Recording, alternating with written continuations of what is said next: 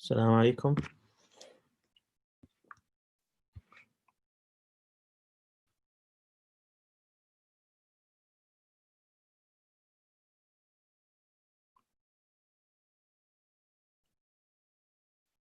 Can you hear me? عليكم السلام. Hello. Yes. Yes. Good afternoon, everyone. Welcome back to our half-day academic activity. So today we'll continue our fundamentals of cardiac surgery section, and we have three lectures today. First one will be by Dr. Rawan Al-Ghamdi about CT and MRI and stress echo and their role in cardiac surgery. Second will be cardiac surgery pharmacology with Dr. Abdullah Al-Ataibi. And the third will be pre-operative care cardiac surgery guidelines by Dr. Noor Al-Bgoumi. We have two distinguished consultants who will join us today. Dr. Shabir Hussein Shah, consultant cardiac surgery from King Fahd Medical City, and Dr. Nazam Al-Akhras, who's a consultant clinical pharmacist from King Faisal Specialist Hospital, Riyadh. So we shall start 5 minutes past 1.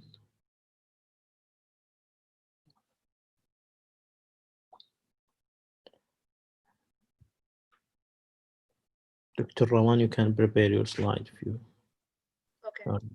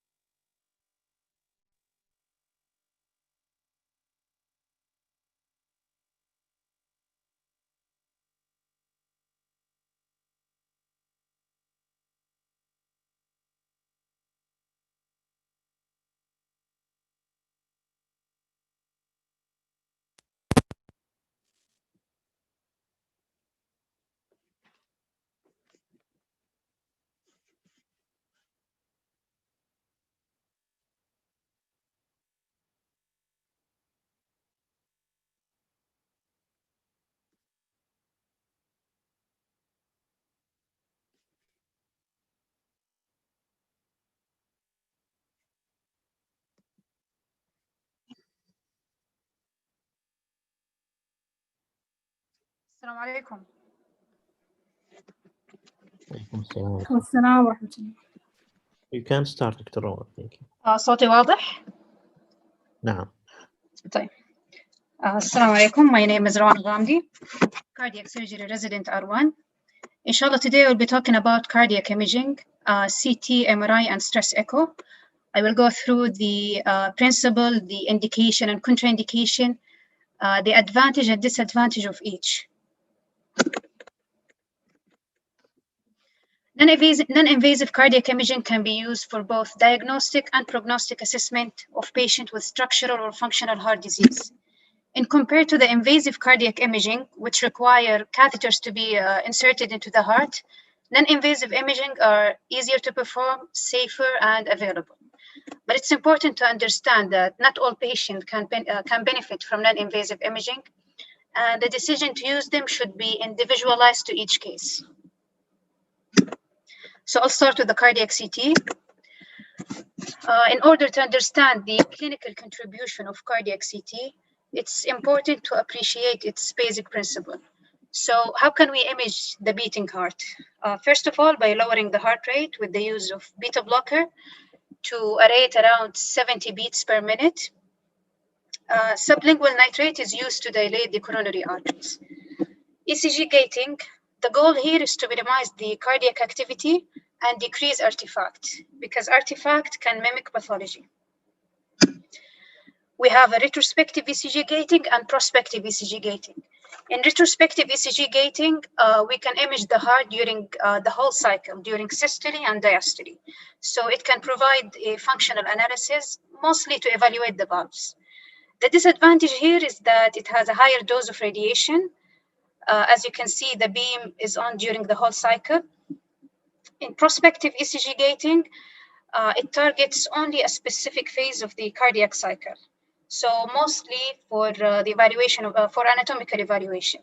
The advantage here is that it has a lower radiation dose in compared to the retrospective. You can see the beam is only during a specific phase of the cardiac cycle. We'll see some examples now. This is an ungated study for a patient with chest pain, showing what looks like a dissection. This is a gated study for the same patient, showing no artifact and no dissection. This is a retrospective gated study for the tricuspid aortic valve. During systole, the leaflet retract to open the valve. If there is any restrictions in the opening, this might suggest stenosis. During diastole, the leaflet close completely. If they're not closing completely, this might suggest regurgitation. This is a prospective gating. As I mentioned, this is better for the anatomical evaluation. So applications of cardiac CT, coronary artery disease. This is one of the most common indications for cardiac CT in intermediate risk patients. Patients with equivocal ECG or equivocal cardiac enzyme, patients who are unable to perform a stress test, whether exercise or pharmacological, and it's not recommended in a patient with high risk factors. Up here, you can see normal cardiac CT showing normal left coronary system. Here you can see a lesion in the LMA, significant stenosis. Non-contrast CT can be used for the calculation of the coronary classification score, which is a predictor for future adverse cardiac event in asymptomatic patient with intermediate risk factors. Many methods to calculate the score. You have the mass score, the volume score, but the most traditional one is the Agathem Method. Why is it important to calculate the calcification score? 50% of acute MI occurs in people without coronary artery disease. Coronary atherosclerosis is a very slow progressive disease that often goes unrecognized until the person develops symptoms. So what is needed is a way to early identify asymptomatic people who are at high risk for cardiac event. Here you can see the progression of coronary artery disease. Calcium is not normally present in the coronaries. It's not part of the normal aging process. Atherosclerosis is the only disease process known to cause calcium deposit in the arterial wall. The Agathem method, it measures the calcium density and the amount of calcified area to calculate the score. In Hounsfield unit, a score of 0 indicate no identifiable disease, 1 to 99, mild disease, 100 to 399, this is moderate, and 400 and more, this is severe disease and severe risk for future cardiac event. A score of 0 doesn't necessarily indicate no disease. It could mean there is an atherosclerosis, but no calcium deposit. Another indication for cardiac CT is for the evaluation of patency of coronary artery bypass graft. Reoperation. Reoperative sternotomy is challenging secondary to the presence of adhesions, the potential of injury to the right ventricle, patent graft, and aorta. So it's essential to do a cardiac CT and redo cardiac surgery in order to identify the relationship of these structures to the sternum for re-entry planning. Here you can see some adhesions, and this is the distance that we measure between the sternum and the heart. Pre-operative assessment for transcatheter aortic valve implantation. Although cardiac CT are considered the second line for the evaluation of valves, it holds an important role in the pre-op assessment for TAVI. These are some of the parameters that they measure for pre-op TAVI, including the aortic valve itself, the presence of calcification, is it bicuspid or tricuspid, the annulus diameter, the LVOT diameter, and many other parameters. Additional CT of the abdomen and pelvis might be considered for the evaluation of peripheral vascular access, including the diameter, the presence of calcification, the tortuosity, and angulation. In patients with bicuspid aortic valve, it is advised to do a cardiac CT to look for the presence of dilated aorta or any other associated congenital malformation.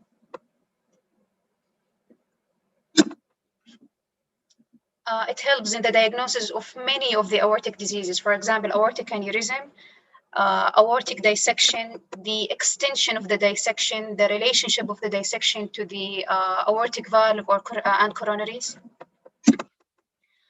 In aortic calcification, for example, if a portion of the aorta is severely calcified, it is contraindicated to cannulate that area to avoid the risk for embolic event and stroke.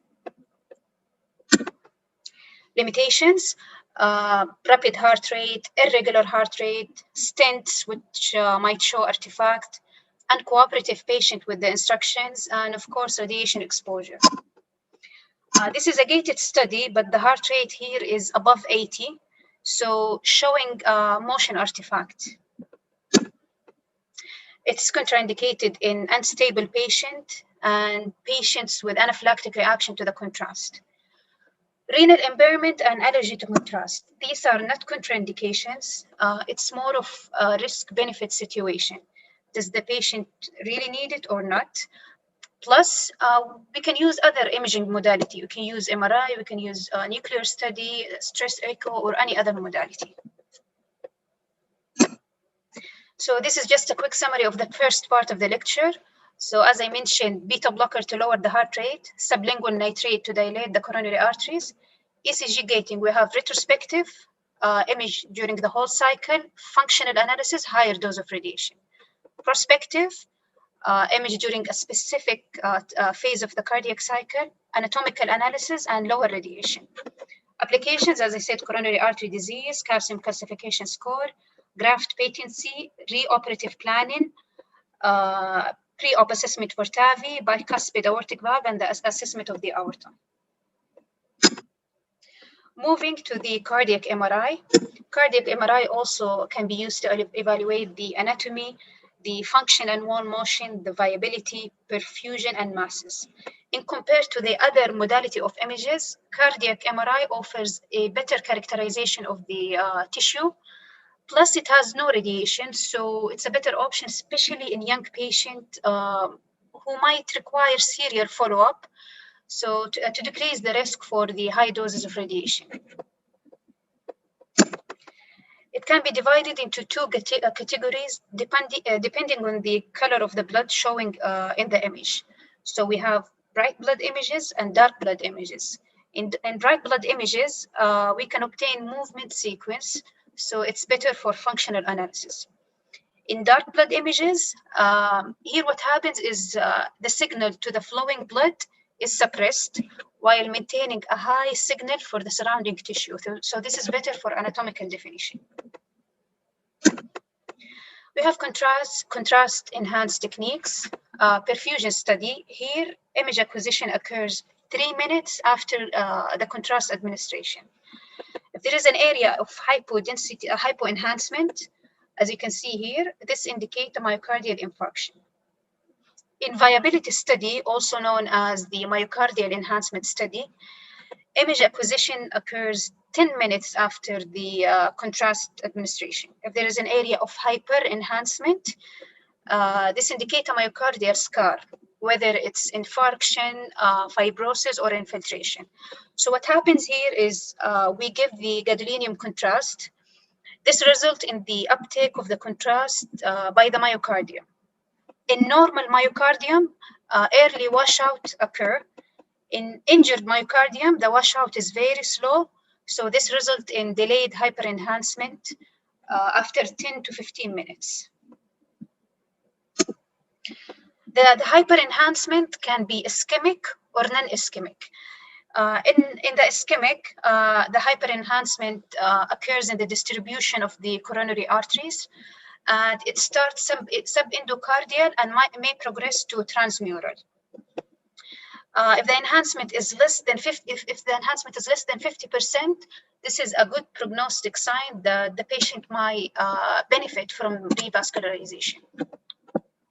In non-ischemic delayed hyperenhancement, usually it does not occur in the distribution of the, it can occur subendocardial, but it does not occur in this distribution of the coronary artery. It can occur mid-wall, such as HOCM, idiopathic dilated cardiomyopathy, sarcoidosis. It can occur epicardial, as you can see here, so, like sarcoidosis, myocarditis. So it depends on the distribution of the enhancement.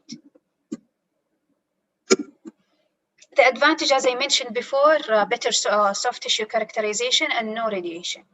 Unfortunately, it is time-consuming, not suitable for patients with claustrophobia, not suitable for patients with prosthetic metals such as ICDs, pacemaker, and it requires a highly skilled operator. Finally, going to the stress echo. Why we do it? Mostly to evaluate two things, ischemia and viability. We have two types of stress, exercise stress test and pharmacological stress test. In exercise stress test, we do it to detect any regional wall motion abnormality using the treadmill or bicycle, preferred if the patient can tolerate it. Images are obtained at the peak of the exercise. When do we stop it? If the patient develops severe chest pain and or dyspnea, muscular exhaustion, severe hypotension, symptomatic hypotension, or any kind of arrhythmia. Pharmacological stress test using dobutamine, which is a beta-1 adrenergic agonist, works on the beta-1 receptors of the heart. At low doses, it gives an inotropic effect, so it increases the contraction of the heart. At high doses, it gives a chronotropic effect. The dose is 5 mics per kg per minute, and we increase it by 10 every 3 to 5 minutes to a maximum dose of 40 mics per kg per minute. Stress echo can differentiate a viable myocardium from scarred myocardium to know whether the patient will benefit from the revascularization or not. Biphasic response is an improvement in the function at low doses of dobutamine and worsening of function at high doses of dobutamine. So this is a highly predictive of recovery of the contractile function of the heart.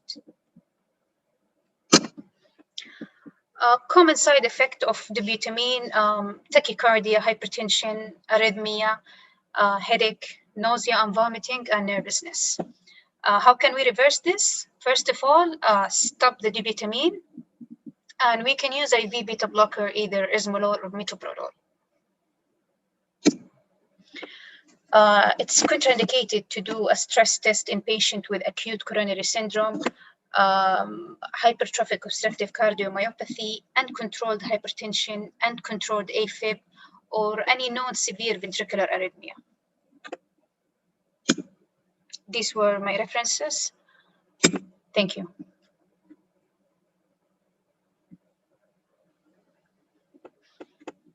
Any questions?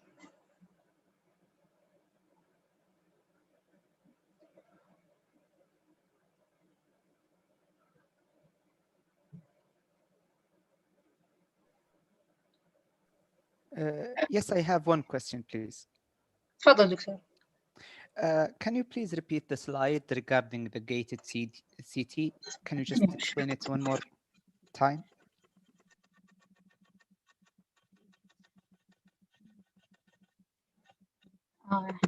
This one? Yes. Okay, as I mentioned, the gated ECG gating is used to minimize the cardiac motion and to decrease artifact and improve the quality of the study. You have retrospective and prospective. In retrospective, they image the heart during the whole cycle, during systole and during diastole. So can provide a functional analysis, but the disadvantage, it has a much higher dose of radiation.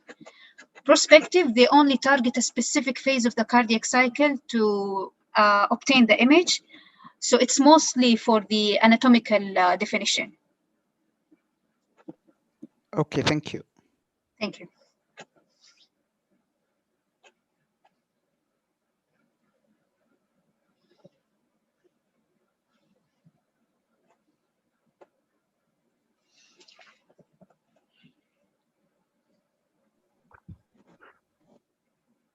يعطيك العافية دكتورة.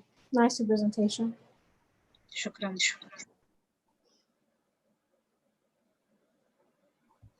Anyone has a comment or question to Dr. Rawan?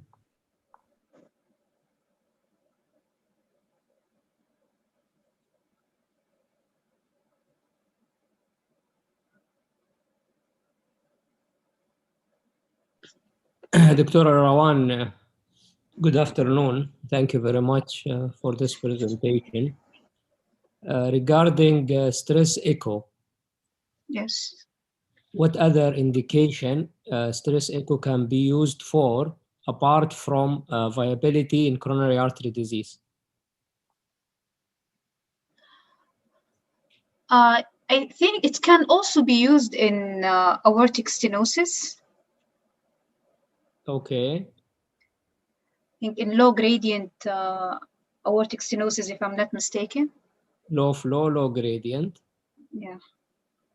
Yes, to differentiate between true aortic stenosis and pseudo-aortic stenosis and to know the ventricular reserve. This is another use also.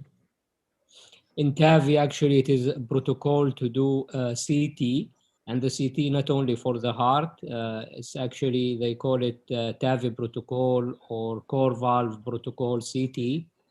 It will be with the contrast, and also they will talk from aorta until the bifurcation of the both femoral.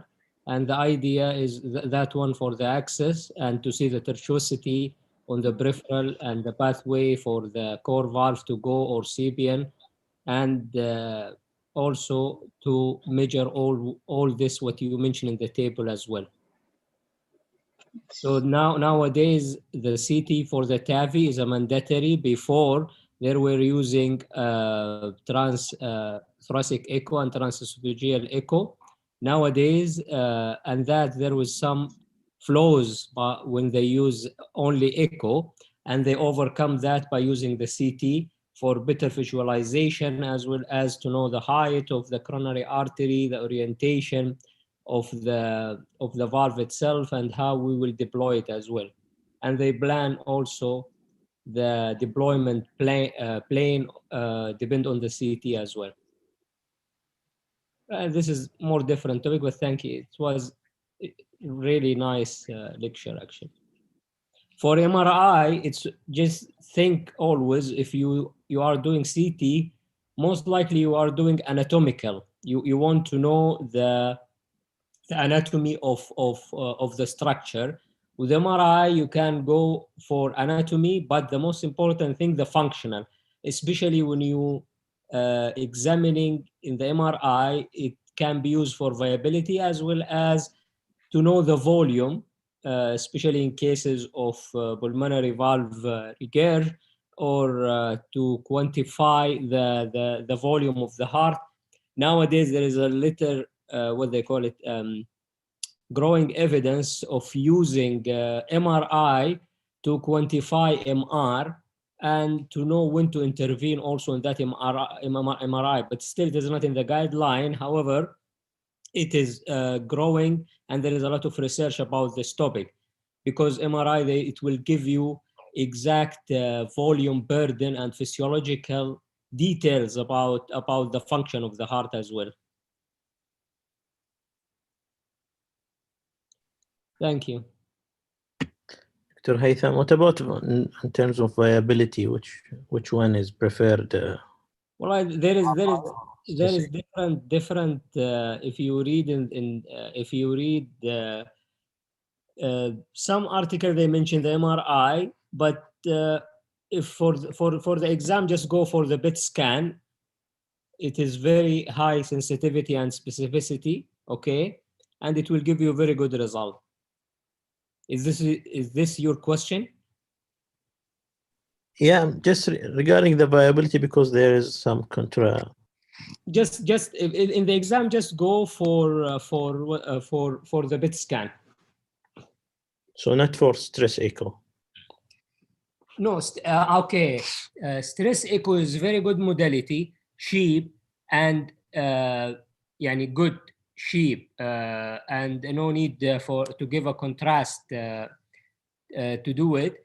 And you know what's the flaws or the pitfall when you are doing dioptamine stress echo? You need an expert echocardiographer to read it. If you have that in your center, or you have your colleague cardiologist and he is an expert or she is an expert of reading the stress echo, just go for the stress echo. Why you go for CT or MRI? Mm-hmm. Okay. Given that there is some contraindication, it's a relative, not contraindication, to do stress echo in patient, for example, with a left main disease. However, this is a relative, not an absolute contraindication to do the stress dioptamine stress echo for the left main. And also this is dependent on the experience, because they will do it, but they will give a low doses, because you don't want the patient to drop dead while you are doing stress test on him or her. Is this answer your question, or you want me to elaborate more? Yeah. But they usually ask you which one is better, and I'm not sure. Is there any guidelines in this regards or not? The better one to go with PET CT. In the guideline, I don't recall that I read which one is better than the other. If I may, in the latest guidelines for myocardial revascularization,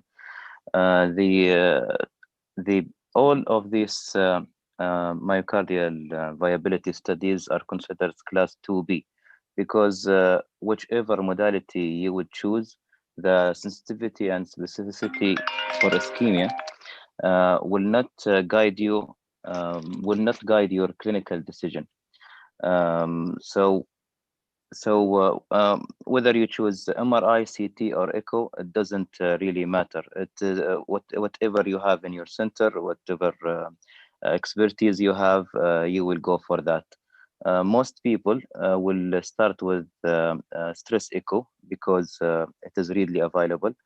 And if it's not conclusive, or if it's not indicated because of risk of stress, maybe you will go to other kind of imaging.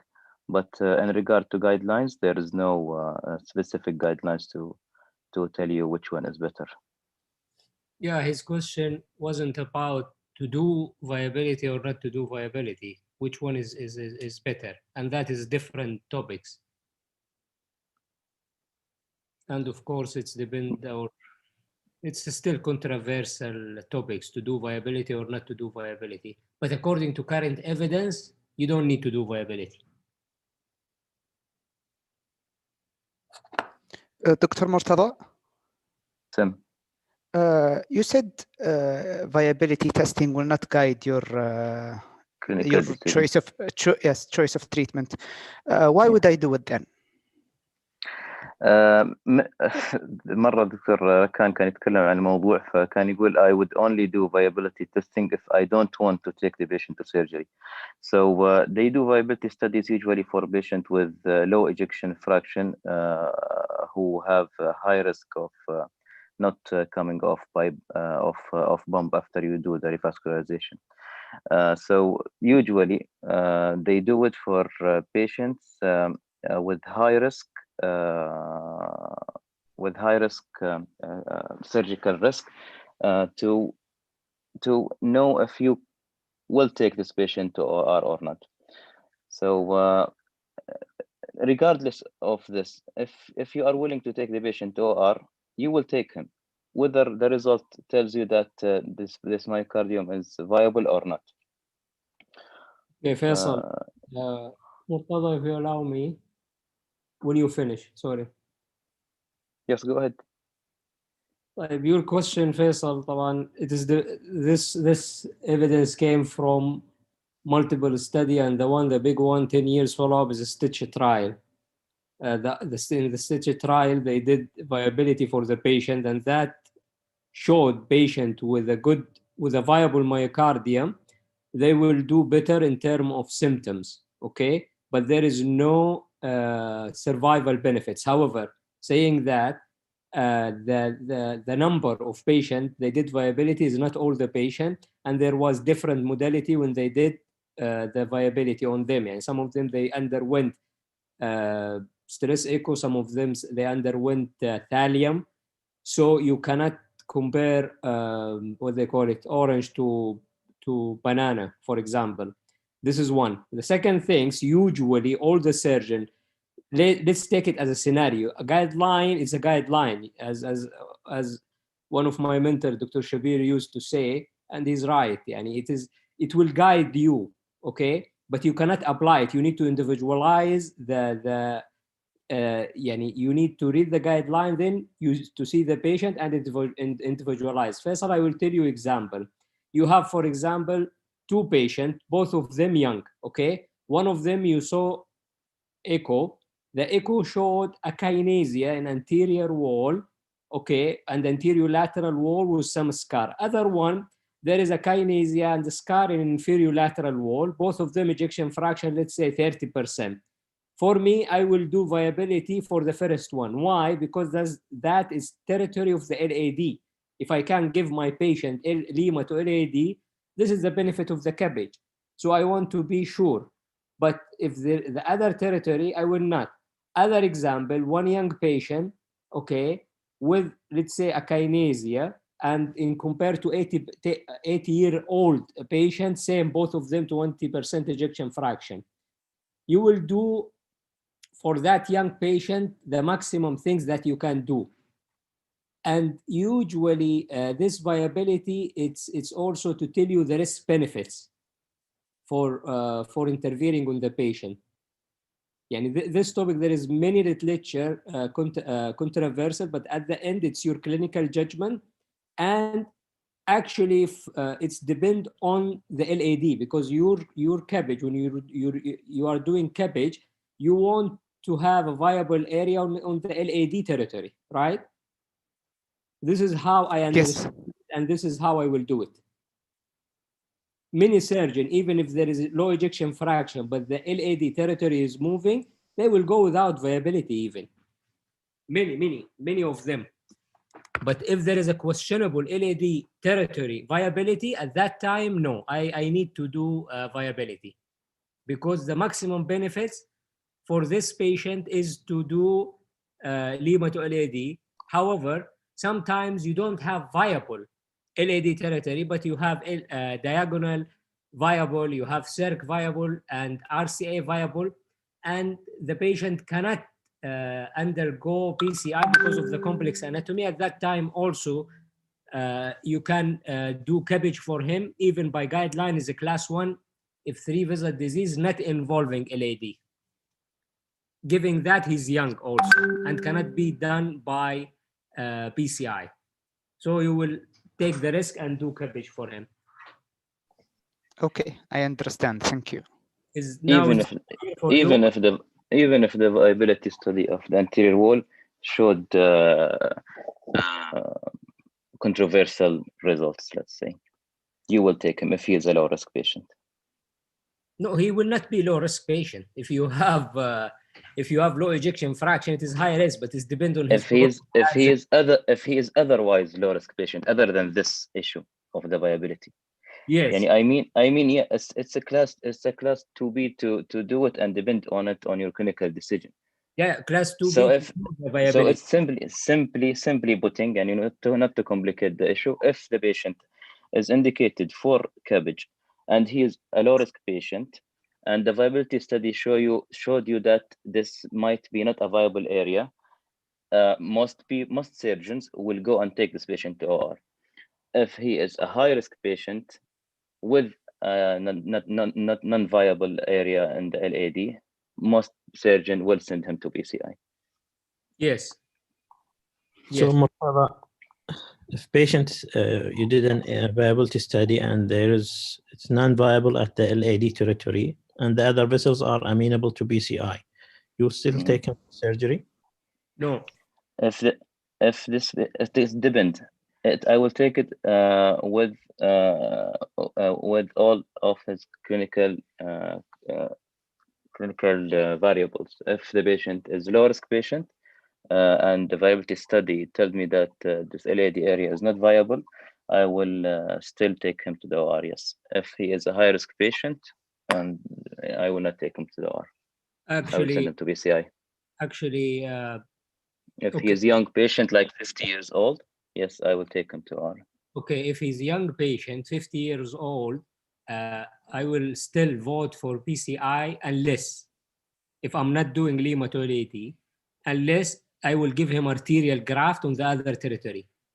Yes, why? And when I take him to cabbage, I will take him for the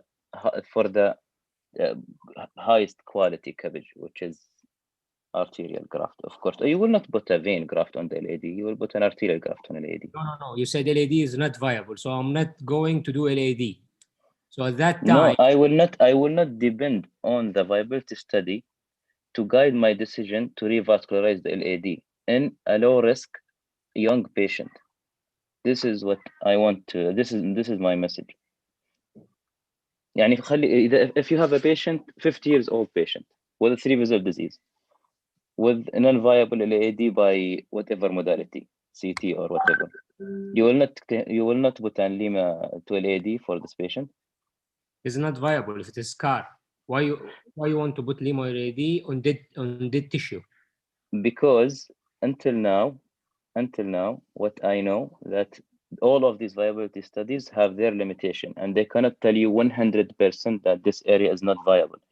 That means you have to do all what you can do to benefit this patient. So if there is like a 5% chance that he will benefit from this Lima to LAD, and he's a low risk surgical patient otherwise, why not? Why not take him? There is no guidelines that tells you don't take this patient, and this is what we see in our daily life. If you look at the senior surgeons, Transamic Method and others, they will not depend on viability studies. They will look at only at the echo, and if they are satisfied with this echo, they will go. If he's a low ejection fraction, they will look at the LAD area. If it's a kinetic and thin, they will look at the other risk factors. If the other risk factors are acceptable, they will still take him and put Lima to LAD. If the other risk factors are unacceptable, yes, they will maybe discuss with the cardiology for PCI option. So if you have a kinetic thin-walled scar, still you will do Limotil AD.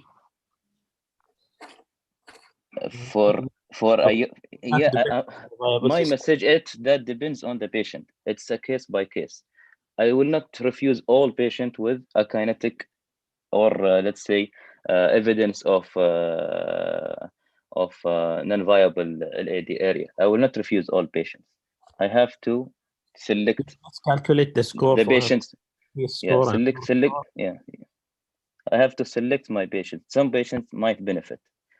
Why? Because all of these variability studies until now, they are not 100% accurate to tell you that this area is viable or not.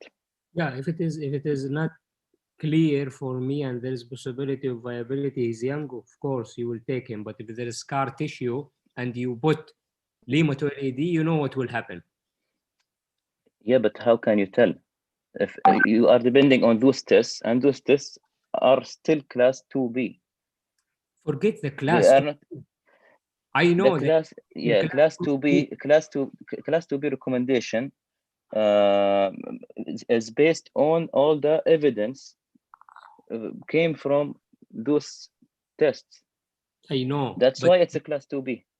Class 2B as a recommendation to do, but it is not class 2B for their accuracy. You get the point. If you put a graft on the scar tissue, you know what will happen or not? This is my question now. Yeah, I know what will happen. What will happen? He might benefit and he might not benefit because the scar tissue. Scar tissue, scar tissue. He will go for VF. Maybe he might go for VF and may not.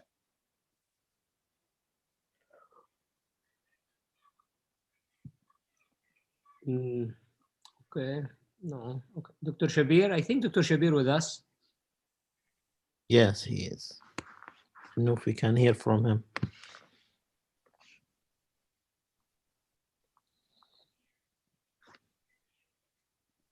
We can't hear you, Dr. Shabir. Your mic is on.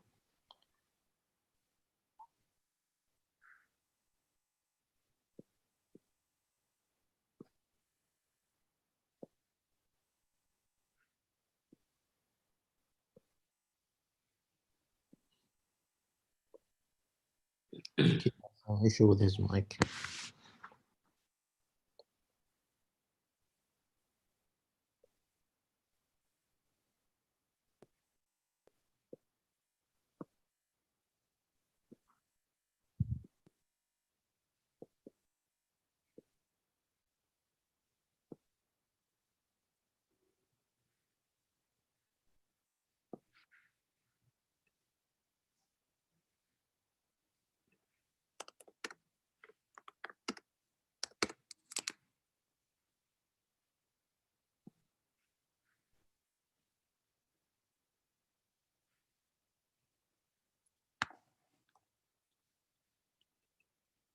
Okay, when Dr. Shabir, he has, I think we can conclude, then we will hear from Dr. See, Dr. Shabir wrote LAD area scar, no cabbage. As I told you, Murtada. Yes, yeah, it's different schools. And you know, Dr. Ashmi, he will not even send the patient for viability. If he accepts the surgical risk, he will just revascularize all patients. The trick you said, I know Dr. Ashmi, he will see the echo. If echo is satisfactory, even me with Dr. Shabir, he will see the echo. Sometimes he see the echo. For example, he taught me, I will see the echo. I say, okay. He said, Haytham, what you want to do? I said, viability. He said, no need for viability. See, then he give me trick when to do and when not to do viability. You get my point. But if you mean if the echo is controversial, if you are not sure that this is a scar tissue or not, you will go for further tests. Yes, even Dr. Ashmig, he will do that. Even Nadir, he will do that when I work with him. You get the point. I got the point, but this is not my message. My message is that even if I have evidence of scar area and LAD, and the patient is young and low risk patient, I will not send him for PCI. I will still offer him cabbage. Even if you have like PET or MRI saying this is scar tissue, you will go for cabbage? For low risk patients, yes, I will. Okay, I will not.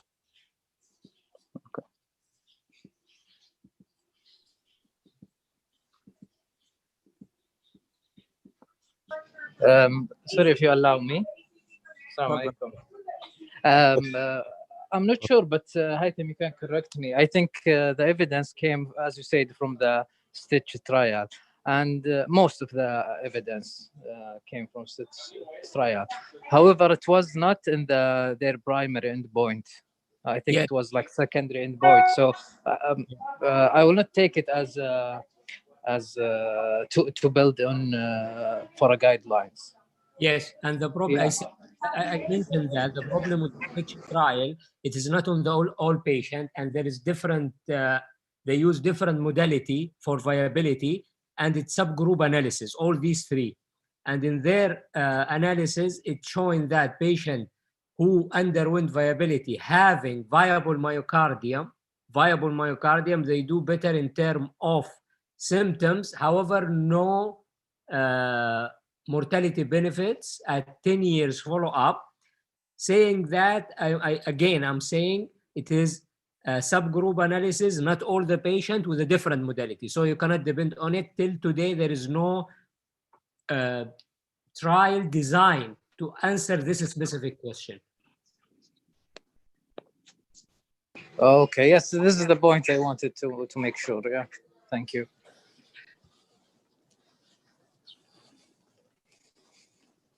But first of all, I will go, if LAD viable, I will take the patient by, not by echo, I mean by PET scan, by MRI, I will go. Otherwise, scar thinned out LAD area, I will send him for PCI. According to the evidence and what I read, this is what I will do. What will make you change your mind? If I have viable LAD territory. At the end, if you do something that's not consistent with the guidelines and you have a strong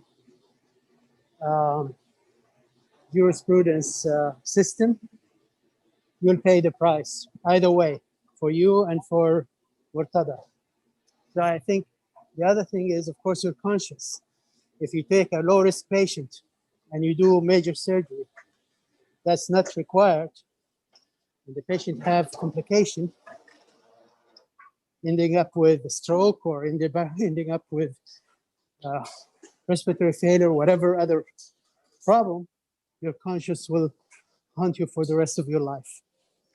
So my advice to you is that go with the guideline when you start your career.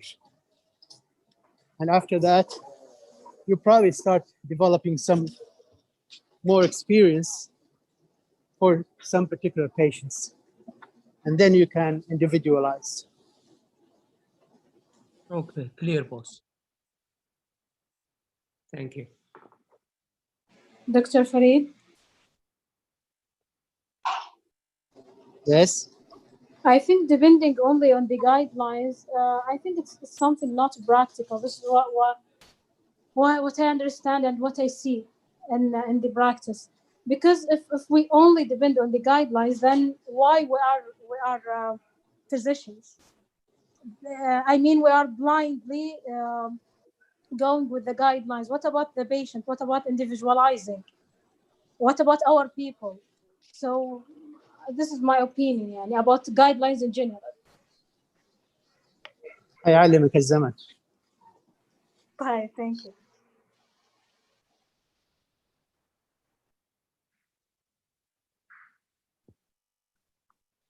Okay, Dr. Shabir is writing, if you accept case for cabbage, then Lima.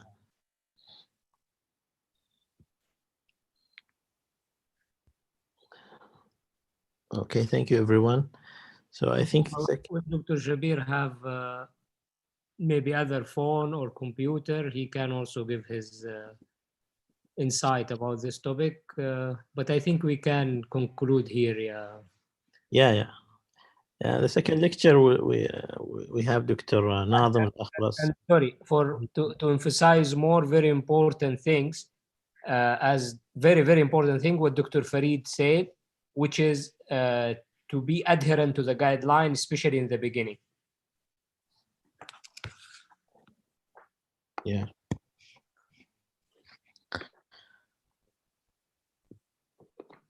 We'll have a quick break till 2 p.m. and then we'll start with the second lecture.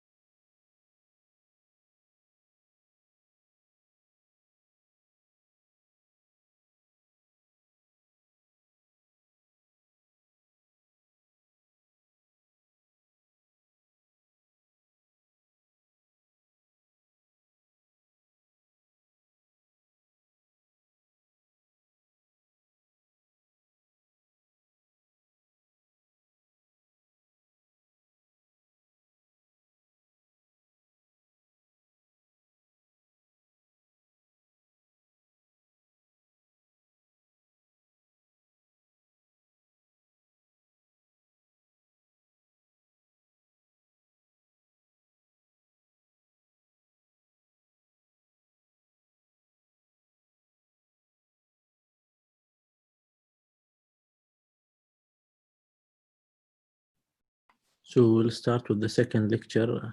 I would like first to welcome Dr. Nazem Al-Akhras, who's a consultant, clinical pharmacist from King Faisal Specialist Hospital in Riyadh. Thank you, Dr. Nazem, for joining us and sparing this time.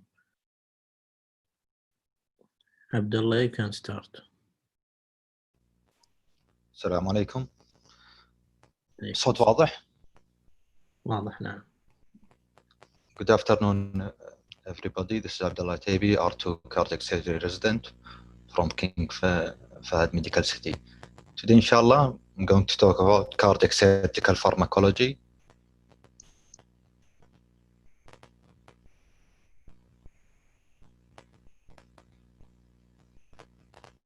So I will talk about antithrombotic agents, antihypertensive vasodilators plus vasopressors, inotropes, diuretics, and antiarrhythmic medication plus lastly statins.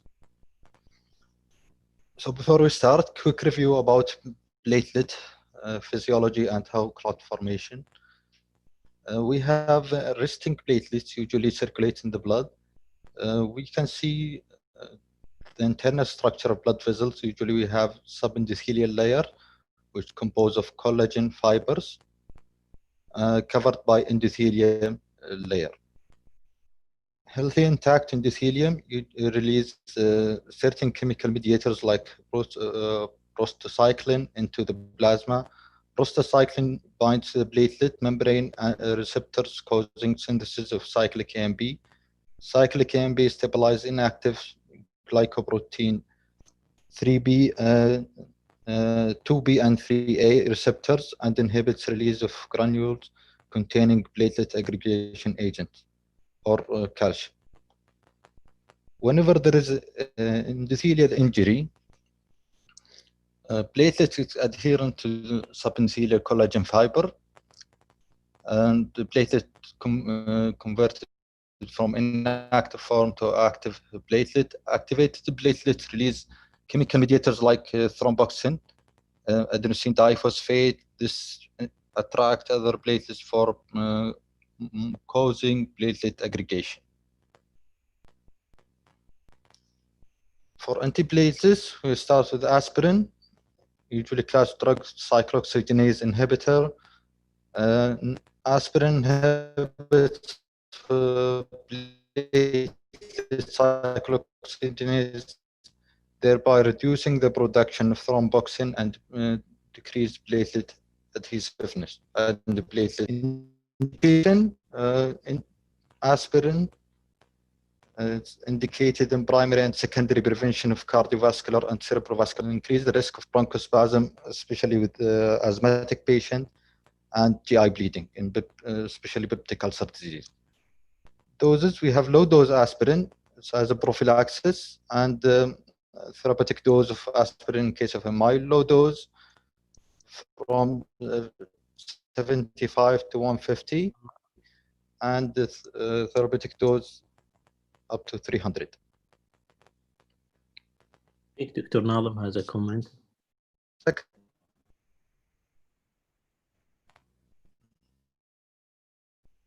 Nazem?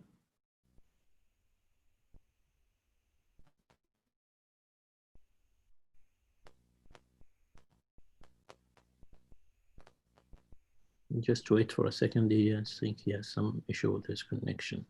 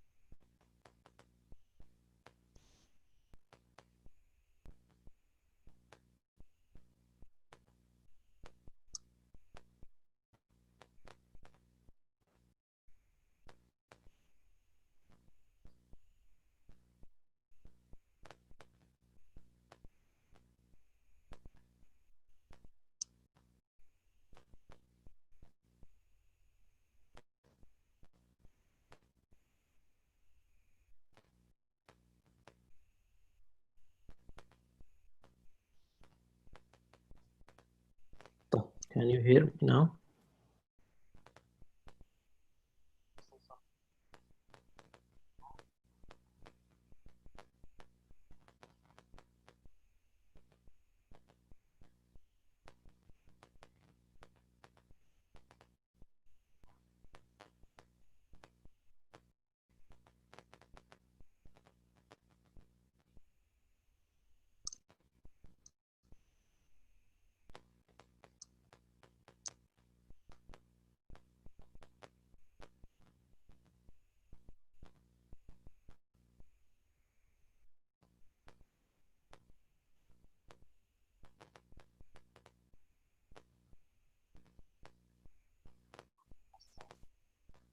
Just wait for 2 minutes, Abdullah.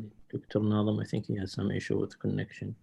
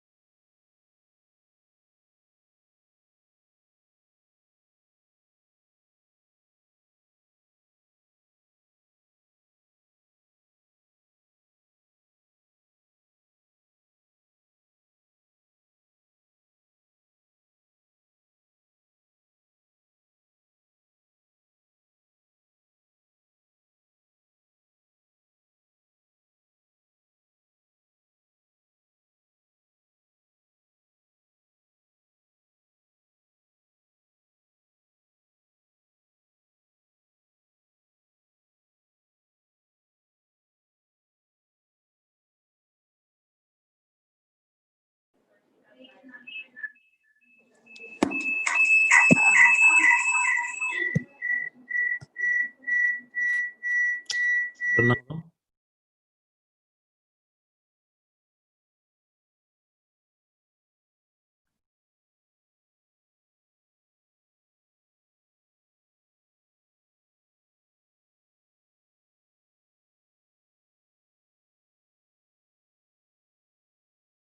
فتحت من جوال ثاني مش طالع الصوت.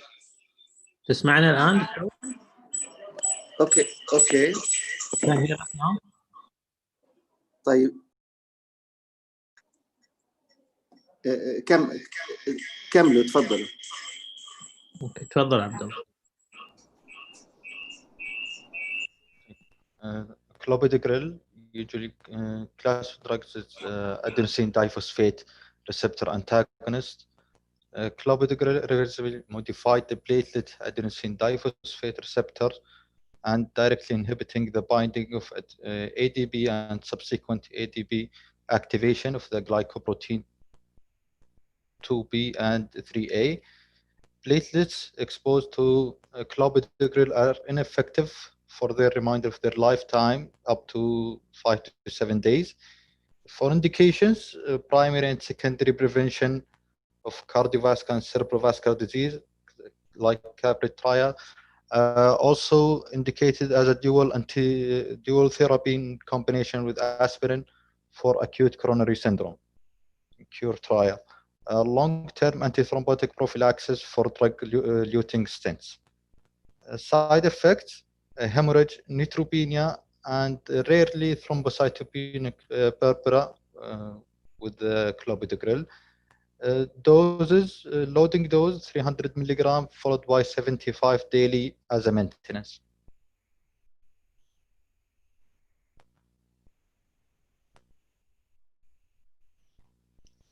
Glycoprotein 2B3A blockers.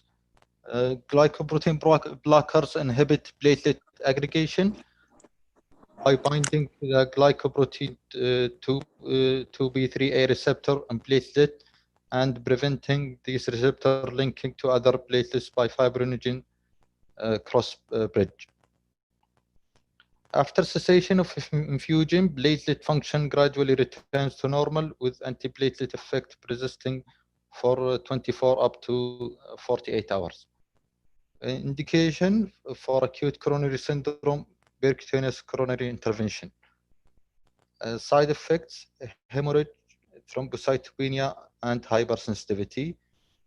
doses, we have Biximab, 250 milligram per kg IV bolus, then 125 milligram per kg per minute IV infusion. Pronounce it again, please. Biximab. أيوة. Okay. Tyrofibran, 400. Tyrofiban. Tyrofiban. Thank you, Dr. 400 nanogram per kg per minute for 30 minutes, 100 nanogram per kg per minute IV infusion. Heparin, mechanism of action, heparin inactivates activated.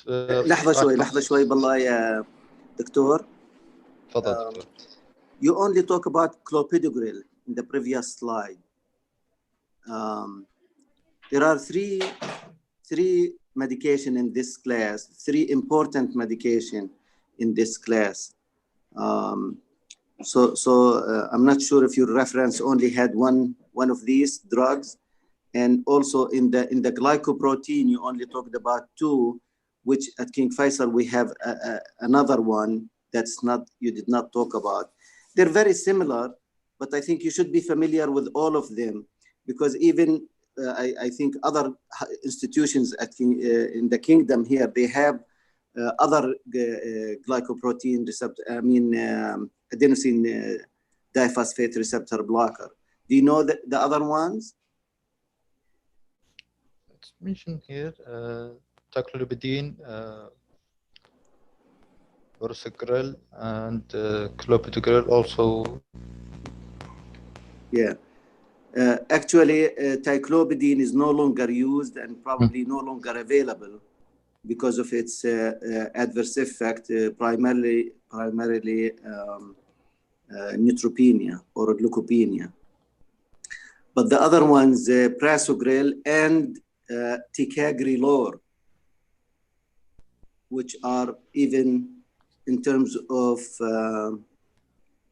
acute coronary syndromes, they are superior than clopidogrel. So you may see those actually, not as a surgeon, but as a clinician, you may see those being used more often, except in patients who are at high risk.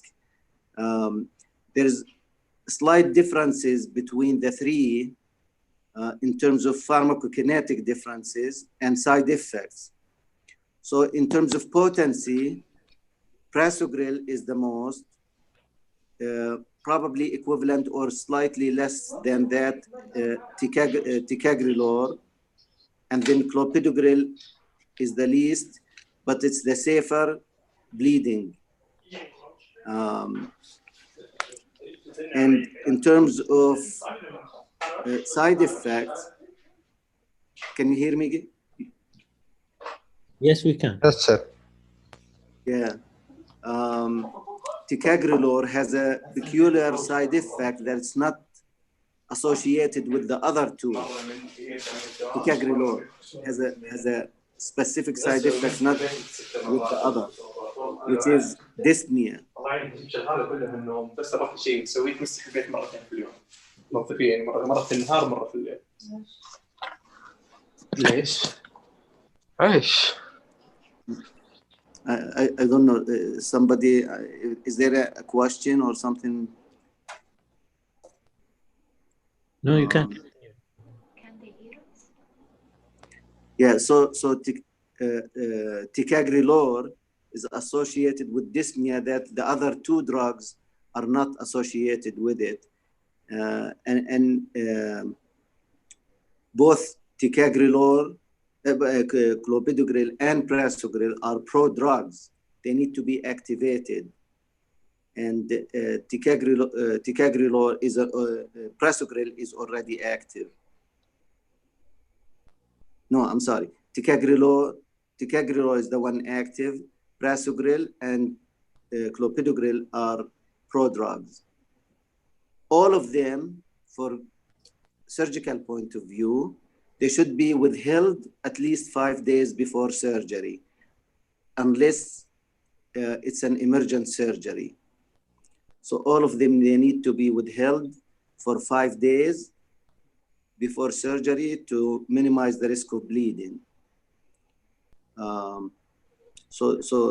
And by the way, the receptor, the general class is called adenosine diphosphate receptor blockers, but the specific receptor for this class is called P2Y12, P2Y12 receptor in this class. And then if you go to the next slide, which is glycoproteins, glycoproteins are the most potent antiplatelet because it is the rate limiting step in final step in thrombus formation, where it locks in fibrinogen with platelets. And the drugs here in the scheme, they are written abciximab, and from the name, you know, it's a monoclonal antibody. And the other two are synthetic, eptifibatide and tirofiban. Now, abciximab is irreversible because it's a monoclonal antibody. It hooks to the platelet and finished. So if the patient received abciximab, needs to go to surgery, must receive must receive platelets.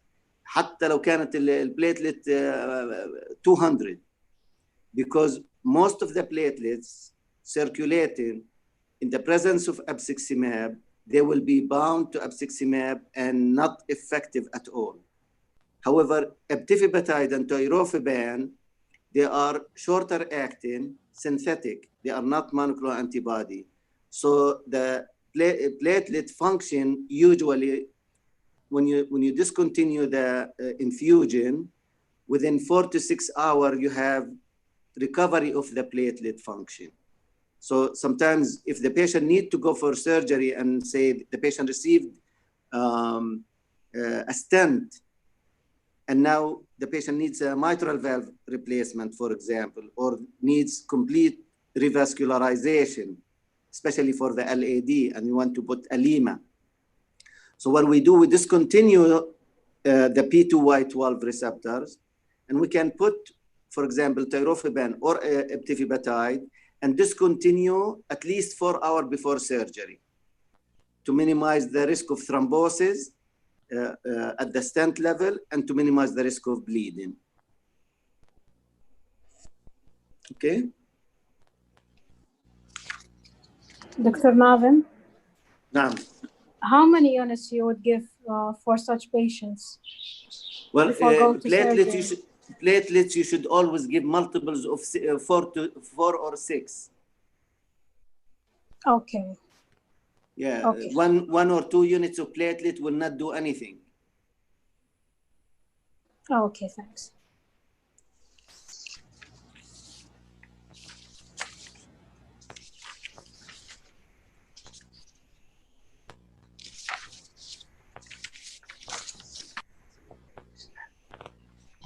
Thank you, Dr. Nazem. So coming to heparin, mechanism of action inactivates activated factor 10 and inhibits conversion of prothrombin to thrombin and prevents fibrin formation from fibrinogen. For indication, treatment and prophylaxis of DVT and pulmonary embolism, unstable angina, anticoagulation during cardiopulmonary bypass, temporary anticoagulation for prostatic valve protein, prostatic valve patient.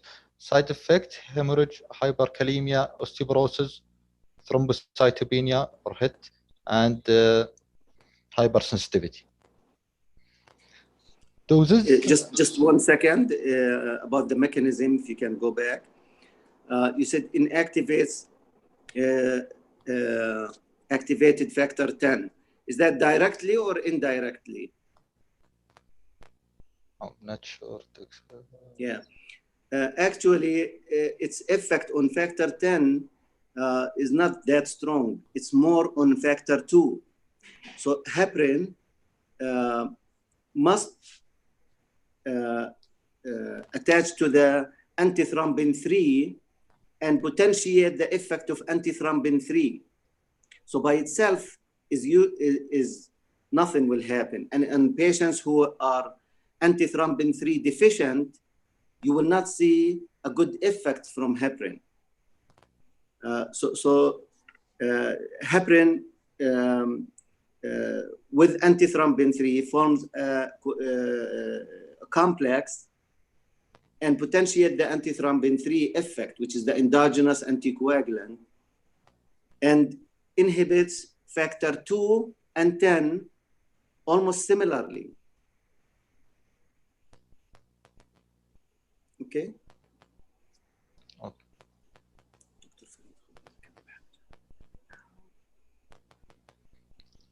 For prophylactic dose, 5,000 units, either given Q8 or Q12 hours subcutaneously.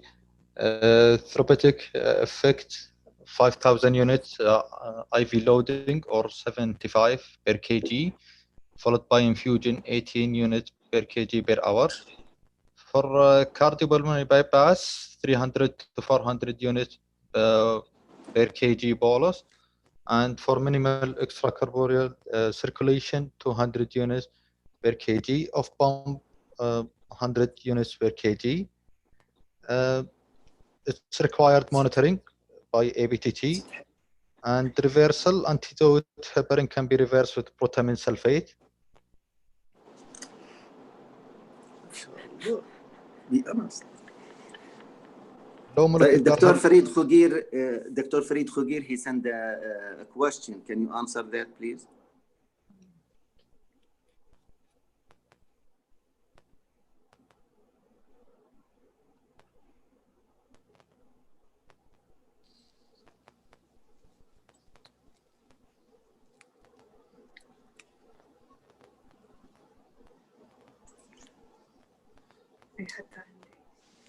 What if patient continues to bleed after 6 units of platelet?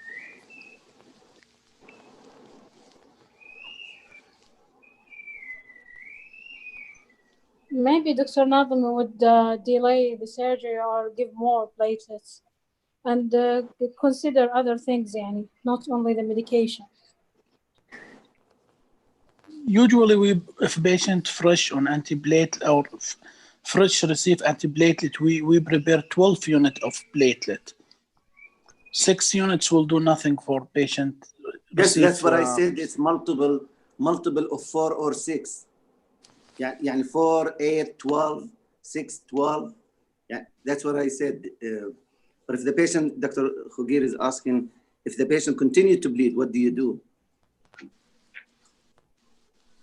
You will give more platelet, and you consider other factors. It's multifactorial, but most common cause of this patient it's platelet deficiency or malfunctioning. Yes. So yeah, you can give other forms of coagulation like FFP, cryoprecipitate, Transamic Acid, factor 7. I don't know, maybe if the patient is hypocalcemic or hypothermic, maybe that would affect also platelet function. Sure. No, I think it's usually, if it's not at the anastomosis site or something, the bleeding there, or from the chest or somewhere, you should investigate where the bleeding is and try to do some intervention for the patient to stop the bleeding first, and give support, give blood, give FFP, give cryoprecipitate, Transamic Acid, factor 7, thrombin or fibrinogen, if it's available at your hospital. I don't know if Dr. Khogir has anything can add for us. Yeah, DDAVP, yeah, it may actually help. You can give 1 dose of DDAVP, 0.3 microgram per kilo, one time.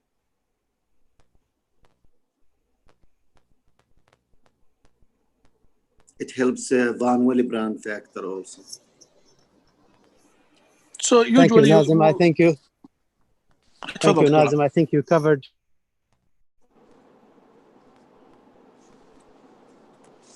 quite a bit of the of what other products from the blood bank, so they should review it.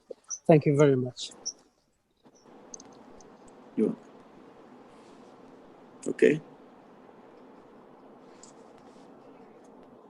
تفضل يا أخي كمل.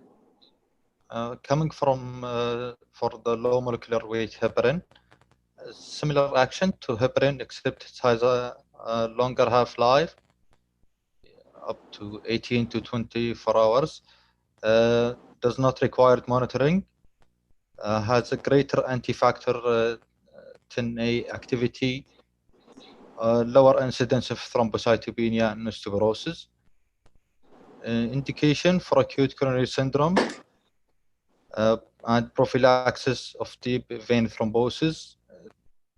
I will just talk about enoxaparin for doses. Therapeutic dose 1 milligram per kg BID subcutaneously. Prophylactic 20 to 40 milligram daily subcutaneously. And just a few things about low molecular weight heparins. They're not interchangeable. Some hospitals in Ministry of Health, they have tenzaparin, which is a little bit lower anti-10A activity. So they are not interchangeable, but you follow the recommendation for that product, whatever product. Now, let me ask you a question. If the patient has type 2 HIT, which is immune, type 2 HIT, and you know, before surgery, he has type 2 HIT. What can you do for him during surgery? And you must take the patient for surgery. You use another form of anticoagulation instead of heparin, like bivalirudin. Yes. Bivalirudin is one. There's another drug, if you can come up with it. Argatroban. Yes, argatroban. There is protocol for those patients for bypass machine, for treatment of HIT, especially if the patient has HIT with thrombosis. So you need to be familiar. Hopefully you're going to talk about the direct thrombin. These are this class called direct thrombin inhibitor. So maybe you have it coming. Make sure, yeah, by the way, make sure low molecular weight heparin, especially enoxaparin, needs adjustment in renal impairment. So you need to be aware. And if the creatinine clearance below 15 is contraindicated, for therapeutic doses, if the patient creatinine clearance below 30, then you give it once a day, 1 milligram per kilo once a day. For patients above that, you can still continue 1 milligram per kilo twice daily. Heparin is the safest in renal failure. So if the patient has advanced or end-stage renal disease, therapeutic anticoagulation should only be with heparin, because all other anticoagulants will be affected by the renal function. Dr. Nazim, I have a question, please. نعم. تفضل. For low molecular weight heparin, can it be used for anticoagulation for prosthetic valves, like mechanical valves, instead of heparin, if the patient was subtherapeutic on warfarin? For bridging, like a patient who on anticoagulation and came to the clinic or came to the floor subtherapeutic, we used to use it. We used to use only heparin, but the guideline now actually they added low molecular weight heparin. You can use it, but you must make sure that it's at least 1 milligram per kilo twice daily. Do not underdose it. And if you do use it for this indication in patients who have mechanical valves, especially mitral or tricuspid, in the presence of atrial fibrillation or low cardiac output, ejection fraction, low ejection fraction, then you should monitor the activity and we check anti-10A activity. And the target is you measure the level 4 hours after the injection, and it should be between 0.6 and 1.2 if you're gonna use it. We do use it as a bridge therapy until the INR is therapeutic. But preferably you should monitor the anti-10A activity, which we do here in our hospital. I'm not sure about hospitals outside the rest of Riyadh. I think it's available. Most hospitals, they have it. But you should measure the anti-10A 4 hours after the injection, maybe the second dose or third dose.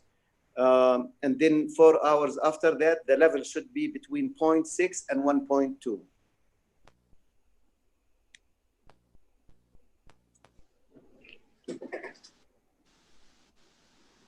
And even it's recommended during the pregnancy in our guidelines for mechanical valve management. Yeah, for pregnant females with mechanical valves, hopefully it's not tricuspid. It's the worst tricuspid. And that's why,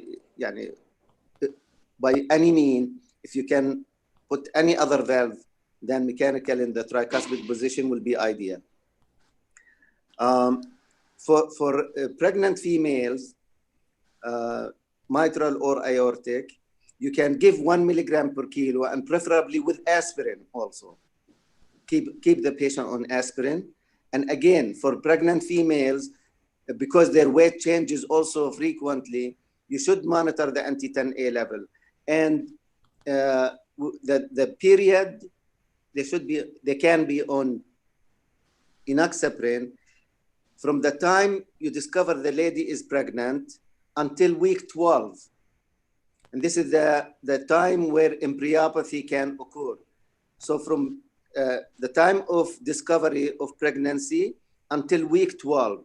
Then on week 12, overlap warfarin and enoxaparin. So hopefully by week 13, you can have full therapeutic anticoagulation with warfarin. Then you discontinue enoxaparin. You continue warfarin until week 35. And then you put back on, while the INR is good, you restart enoxaparin and you continue with aspirin until delivery. And how frequent you recommend doing anti-factor 10? Well, you do it initially. If it's therapeutic, maybe after 1 week or maximum 2 weeks.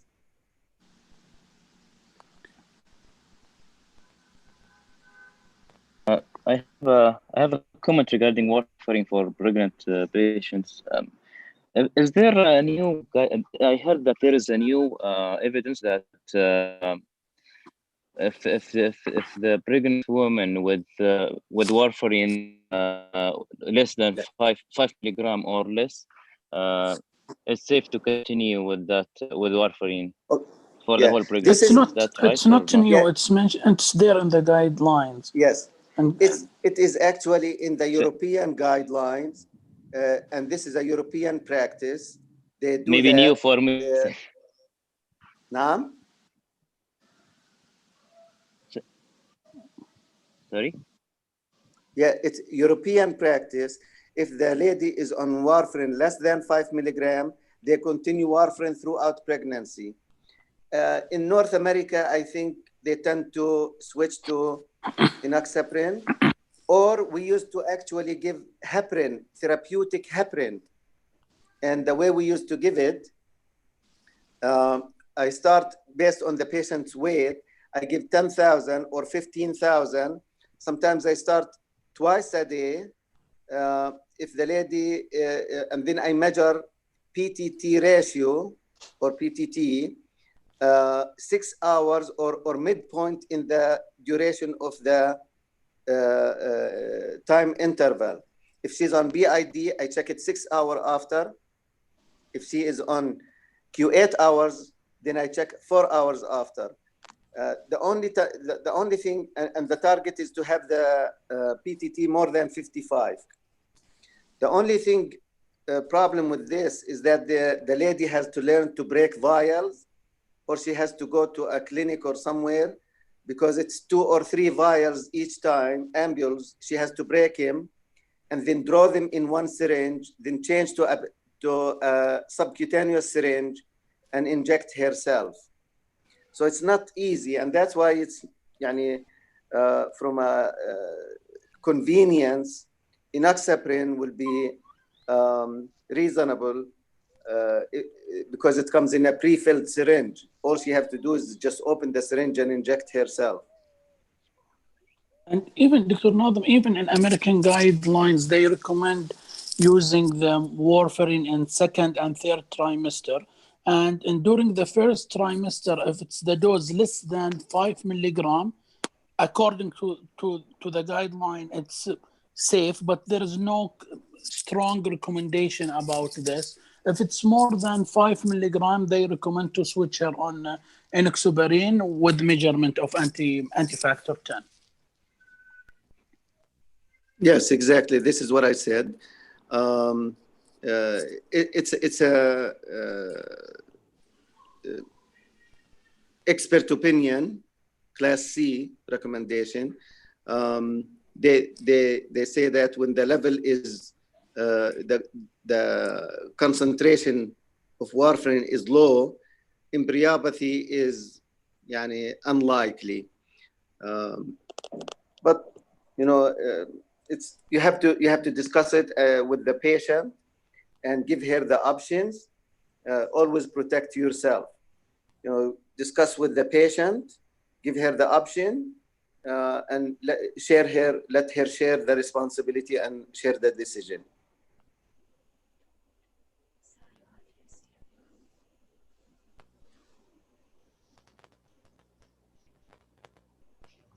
Thank you, Dr. Nadam. Now for warfarin. Warfarin's Cameron derivative and that interface with vitamin K metabolism works mainly in factor K dependent coagulation factors. Vitamin K is a cofactor that in the hepatic production of numerous protein, including coagulation factors, factor 2, 7, 9, and 10.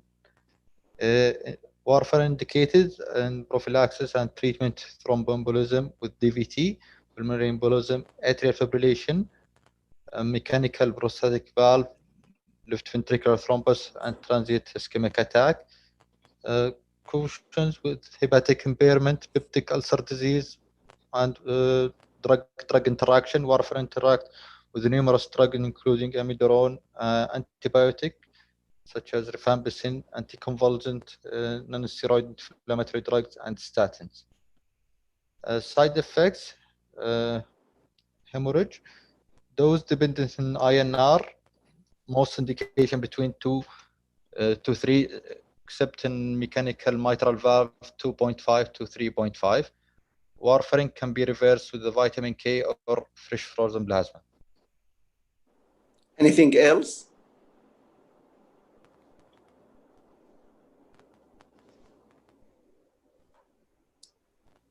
Anything else that you can use to reverse?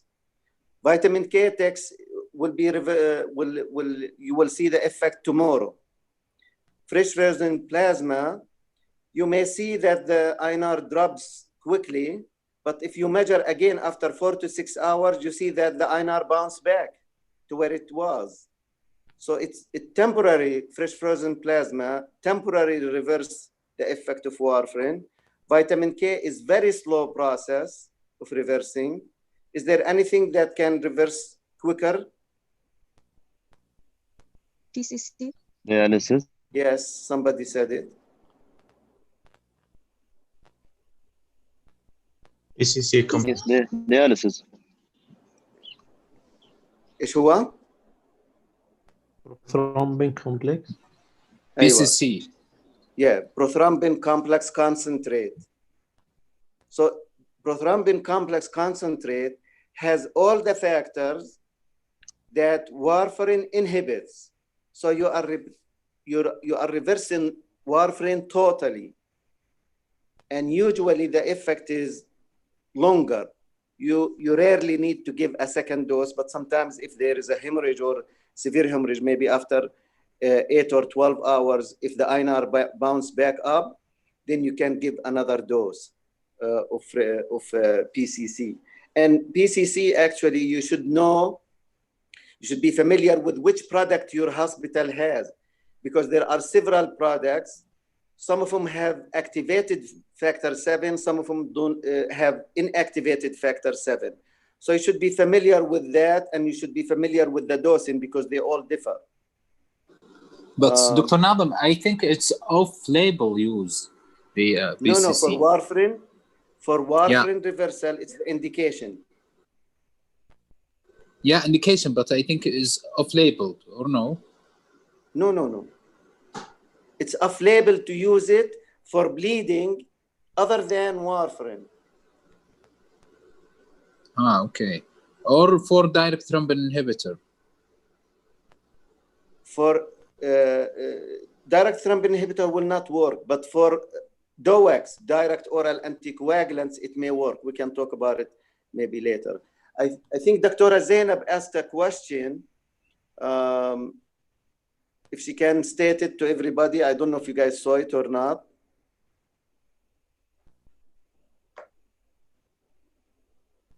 She's asking. In acute level, DVT is infusion preferred over enoxaparin therapeutic dose.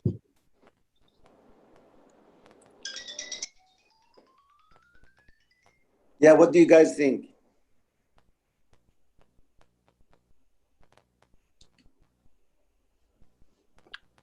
I think there is no difference. I think actually heparin is enoxaparin. Okay, go ahead there, Doctora. I'm saying depends on the patient. We have to individualize and see the benefits and risks. Yeah, if there is no increased risk of bleeding, enoxaparin is superior. The therapeutic effect of enoxaparin is immediate. The effect of heparin, you need to monitor every 6 hours, and most of the time you need to adjust it 3 to 4 times until you reach therapeutic effect. So enoxaparin, and actually you can use even for uncomplicated VTE, whether it's DVT or PE, uncomplicated VTE, you can treat as outpatient. You don't need to admit the patient in the hospital, and you can give either enoxaparin or you can use the oral anticoagulants other than warfarin, direct oral anticoagulants, apixaban, rivaroxaban, dabigatran. So just to answer the Dr. Zainab's question, so warfarin, how fast warfarin works?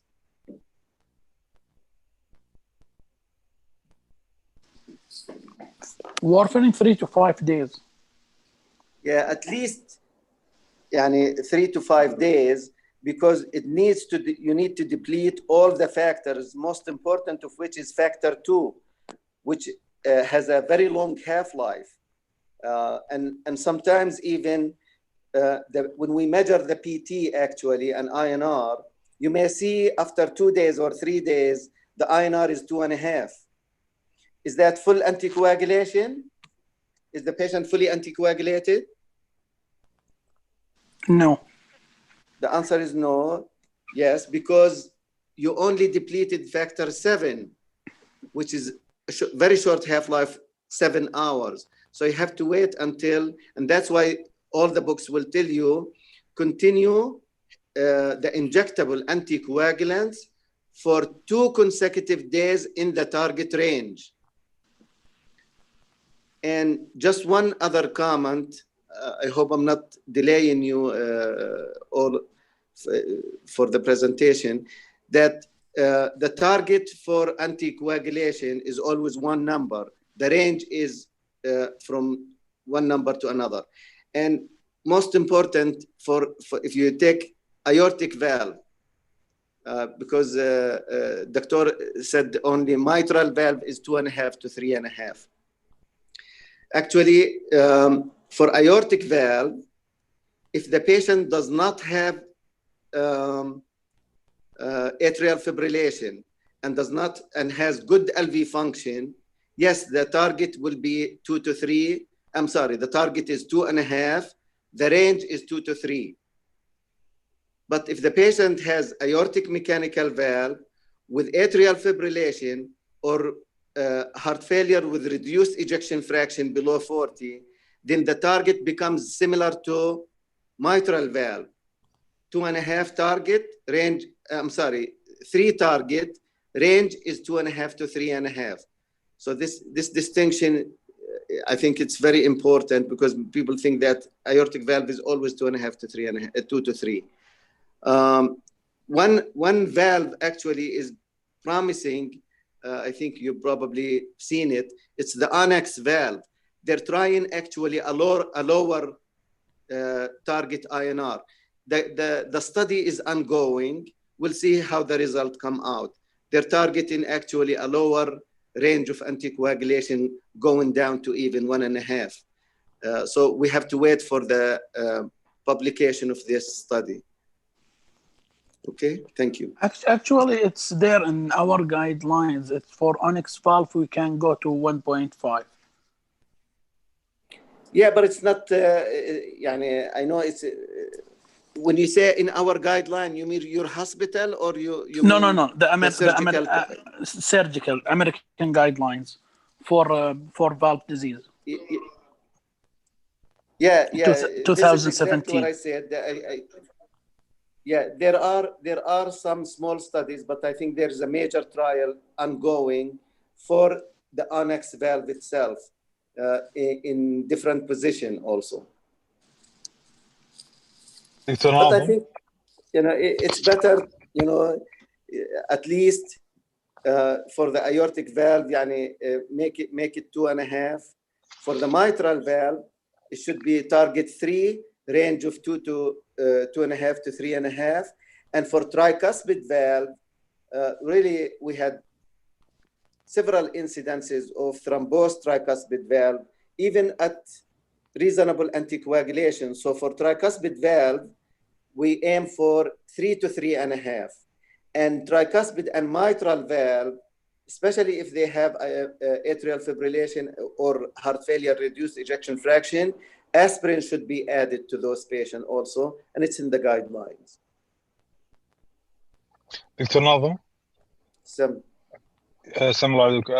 Just have 2 questions regarding giving prothrombic complex concentrate for patients with mechanical valve, let's say mitral, and they come with an INR of let's say 9, or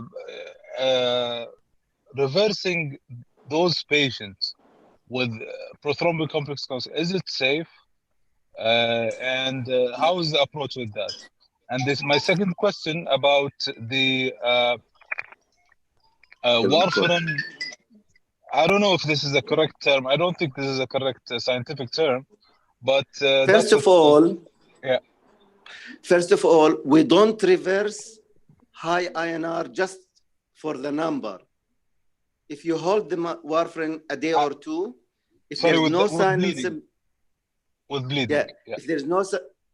If there's no sign and symptoms of bleeding, you do not need to reverse. And if anything, always repeat the number first. If anything, I would give an oral vitamin K that it will lower it slowly. We don't want to reverse the whole thing because you're going to re-anticoagulate the patient. So, and if the patient is bleeding, especially intracranial bleeding or massive abdominal bleeding, because you cannot compress or do anything for those patients. It's risk versus benefit.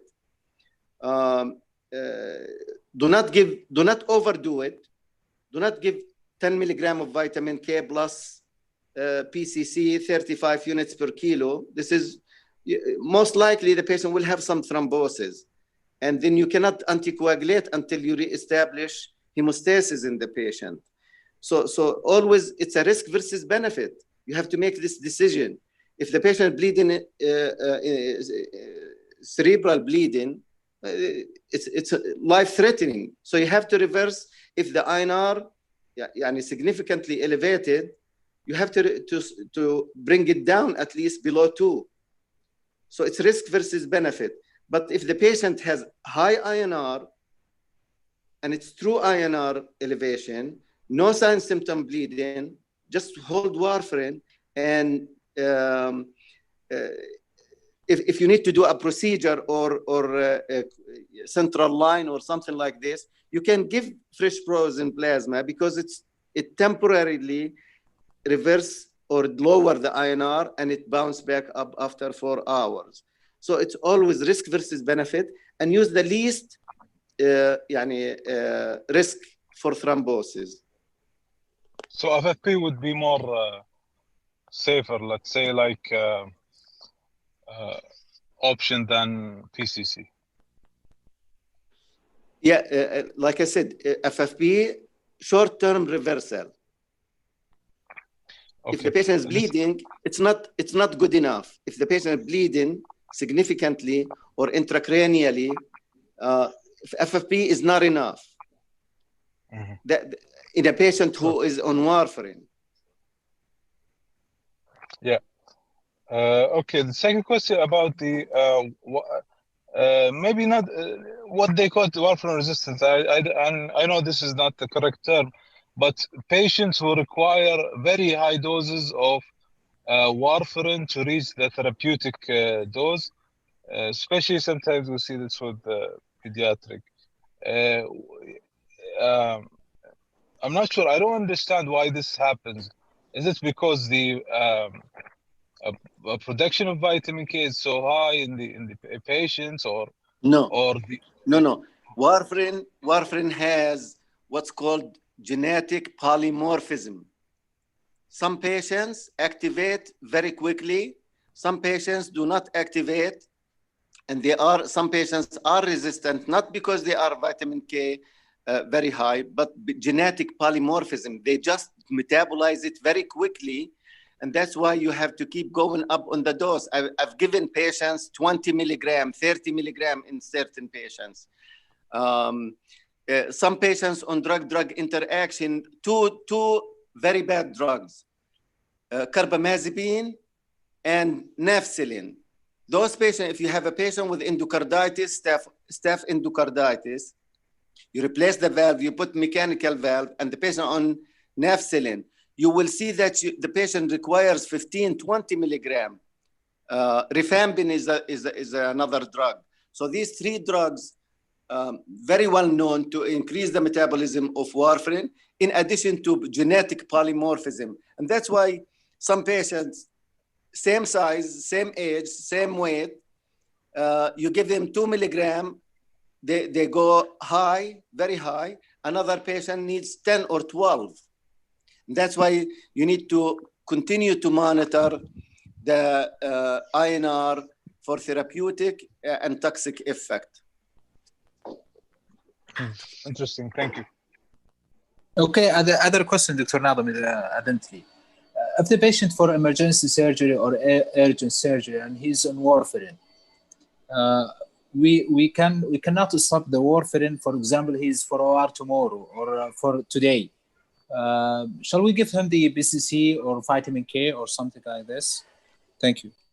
Yeah, if he's for elective surgery and say you're admitting today, give oral vitamin K today. And then tomorrow, if the INR is still above 1.5, you can give PCC pre-operatively or intraoperatively. The anesthesiologist will give the PCC before you crack the chest. Okay, BCC with vitamin K or without? No, vitamin K, if you're gonna give it the day before. Okay. Remember, during OR, you're gonna give more anticoagulation. So you don't want to give vitamin K, and then after OR, you will have hard time anticoagulating the patient.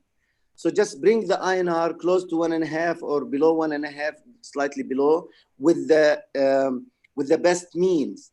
So you can give FFP, you can give, but you don't need to do it the day before. The day before, if you have time, unless the patient's coming like 10 o'clock in the evening, and his first case tomorrow 6 a.m. Okay, and this is the same approach for NOAC or no? For NOACs? No, NOACs are totally different. Is the presenter going to talk about them or no? No, doctor. I'm sorry? No, I will not talk about NOACs. No, better term are DOACs, direct oral anticoagulants. When they first were discovered, they call them novel. So that's why the N. Then they became like 4 or 5 drugs. So they said, well, it's not novel anymore, it's new. So they call it new oral anticoagulants. And they're not new anymore. They've been on the market for 5-7 years. So they call it now direct oral anticoagulants. Direct oral anticoagulants, the half-life of all of them is around 12 hours. So if it's elective surgery, you should hold at least 24 hours if the renal function is normal. If the renal function is not normal, you should calculate the creatinine clearance. And based on the creatinine clearance, if it's mild to moderate, probably 2 days. If it's significant, you need at least 3 to 5 days to hold. And those patients, probably I advise maybe to hold it like 5 days, put them on enoxaparin, or admit them and put them on heparin or enoxaparin, and watch prepare them for OR. So this is for the DOACs.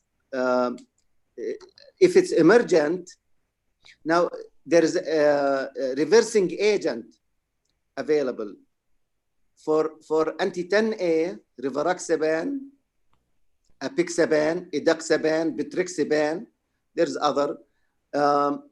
So you give the pre-operatively, you reverse it with andixanet alpha. The drug is called andixanet alpha.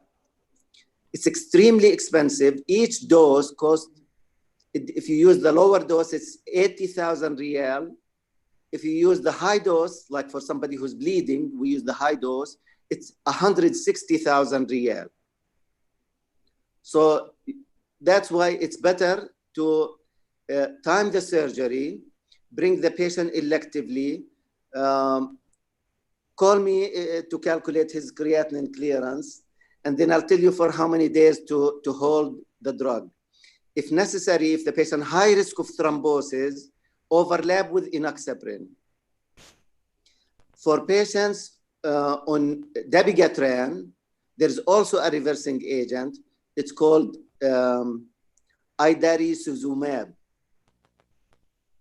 Idarucizumab, it's a monoclonal antibody. It reverses dabigatran, so you can use that. If you don't have that, and you need to go urgent or emergent surgery, dabigatran is 80% eliminated renally.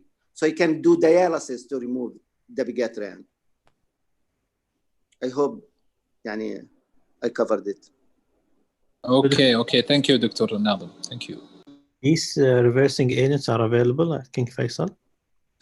We have andixanet. I think it became available, I think, this month or last month. We have andixanet. Because we don't have dabigatran, so we don't have idarucizumab. I think it's available in the kingdom. Those hospitals which have dabigatran, they really should have idarucizumab. By the way, anti-10A are partially reversed with PCC. So if you have a patient on rivaroxaban or apixaban, and you do not have andixanet alpha, give PCC. It partially, to good extent, it reverses the effect of the direct oral anticoagulants. And by the way, for enoxaparin, if you're gonna hold, for heparin, we usually say, 4 hours or 6 hours before surgery, you can hold the heparin 4 hours or 6 hours before surgery. For enoxaparin, because its half-life is a little bit longer, they should, the last dose should be 24 hours before surgery.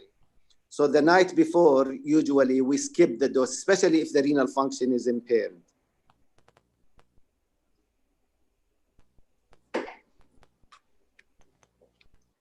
اوكي، يعطيك العافيه دكتور ناظر. الله يعافيكم. Thank you, Dr. Nand.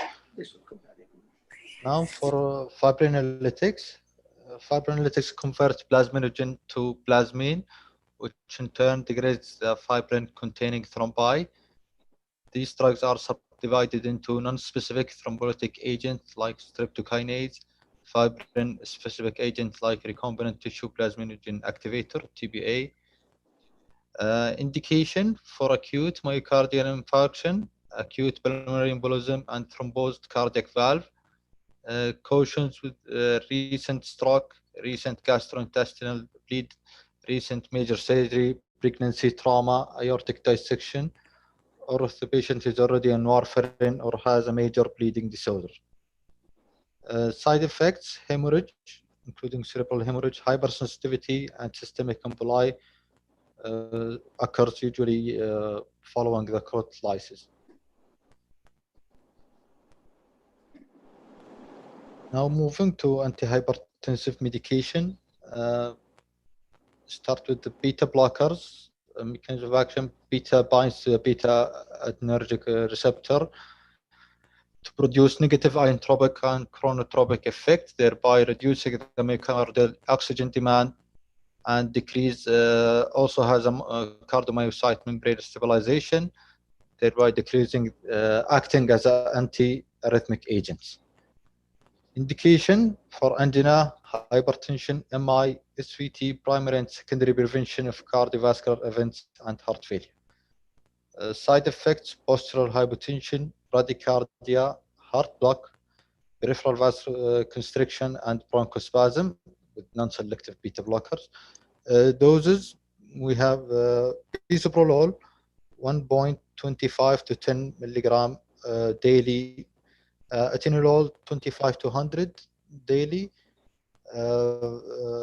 metoprolol 25 to 100 BID or TID, carvedilol 3.125 to 50 milligram, either daily or BID. We have cardioselective beta blocker, which acts mainly in beta-1 receptor, such as bisoprolol, can be trialed in patients with mild asthma or diabetic. Certain beta blockers have been shown to be effective in heart failure, such as carvedilol, bisoprolol, and metoprolol. Calcium channel blockers blocks the calcium channel, inhibits calcium influx during phase 2 of cardiac action potential in plateau phase, reducing cardiac contractility and propagation of cardiac electrical impulse. Also decrease the afterload by relaxing the vascular smooth muscle, thereby dilating coronary and peripheral arteries.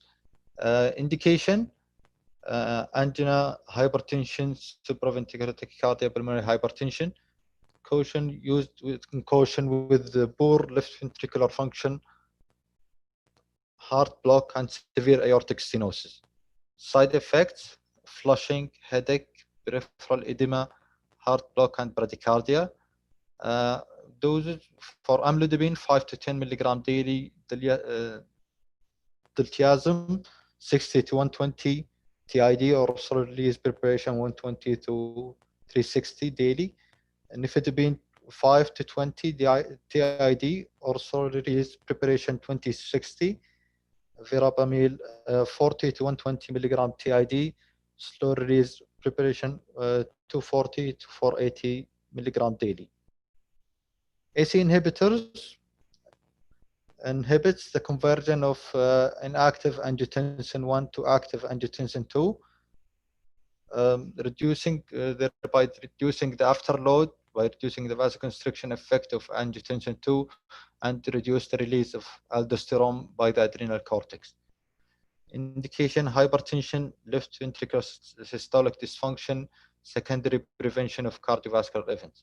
Caution: renal impairment, renal artery stenosis, and severe aortic stenosis. Side effect: hypersensitivity, hypotension, chronic cough, and hyperkalemia. Doses: printopril 2 to 8 milligram, lisinopril 2.5 to 40 milligram daily, enalapril 5 to 20 daily or BID, captopril 6.25 to 50 milligram BID.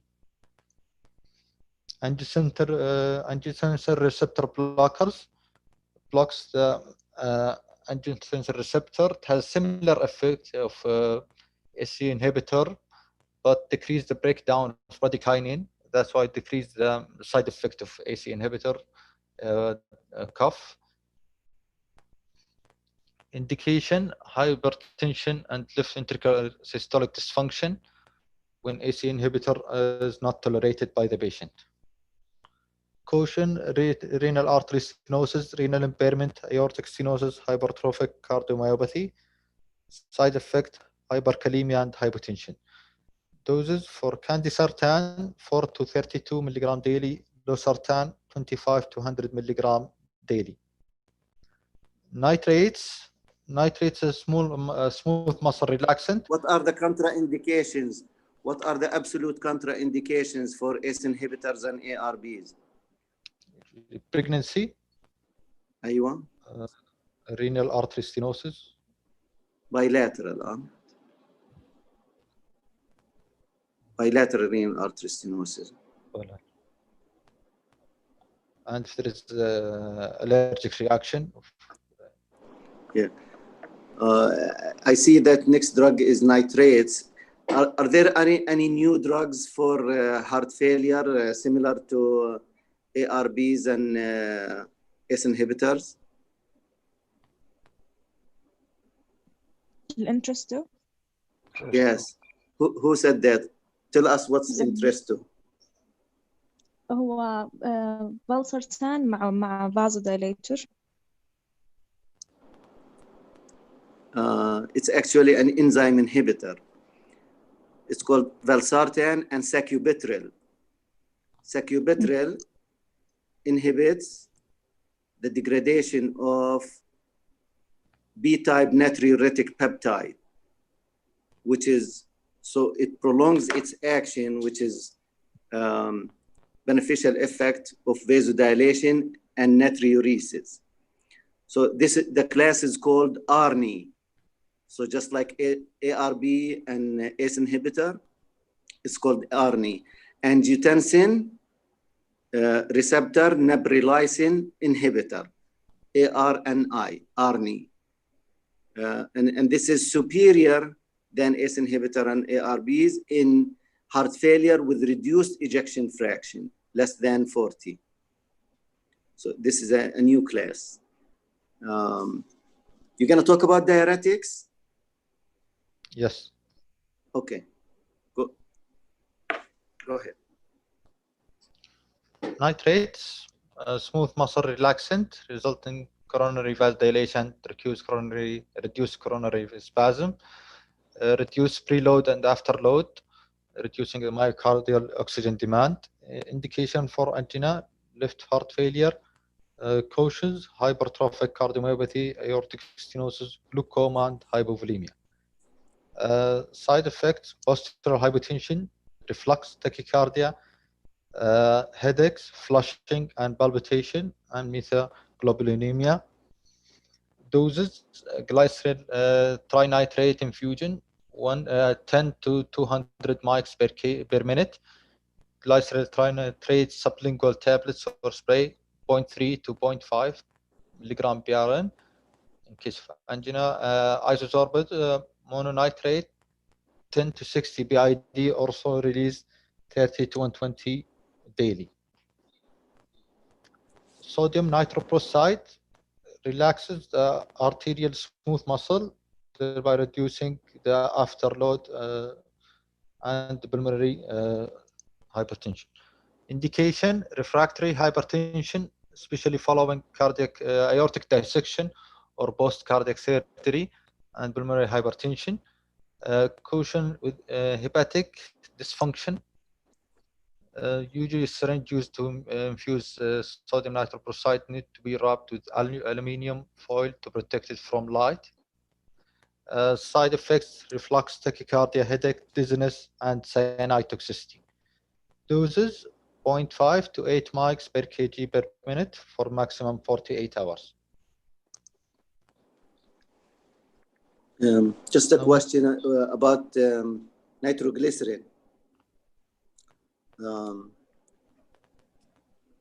What's an absolute contraindication for nitroglycerin?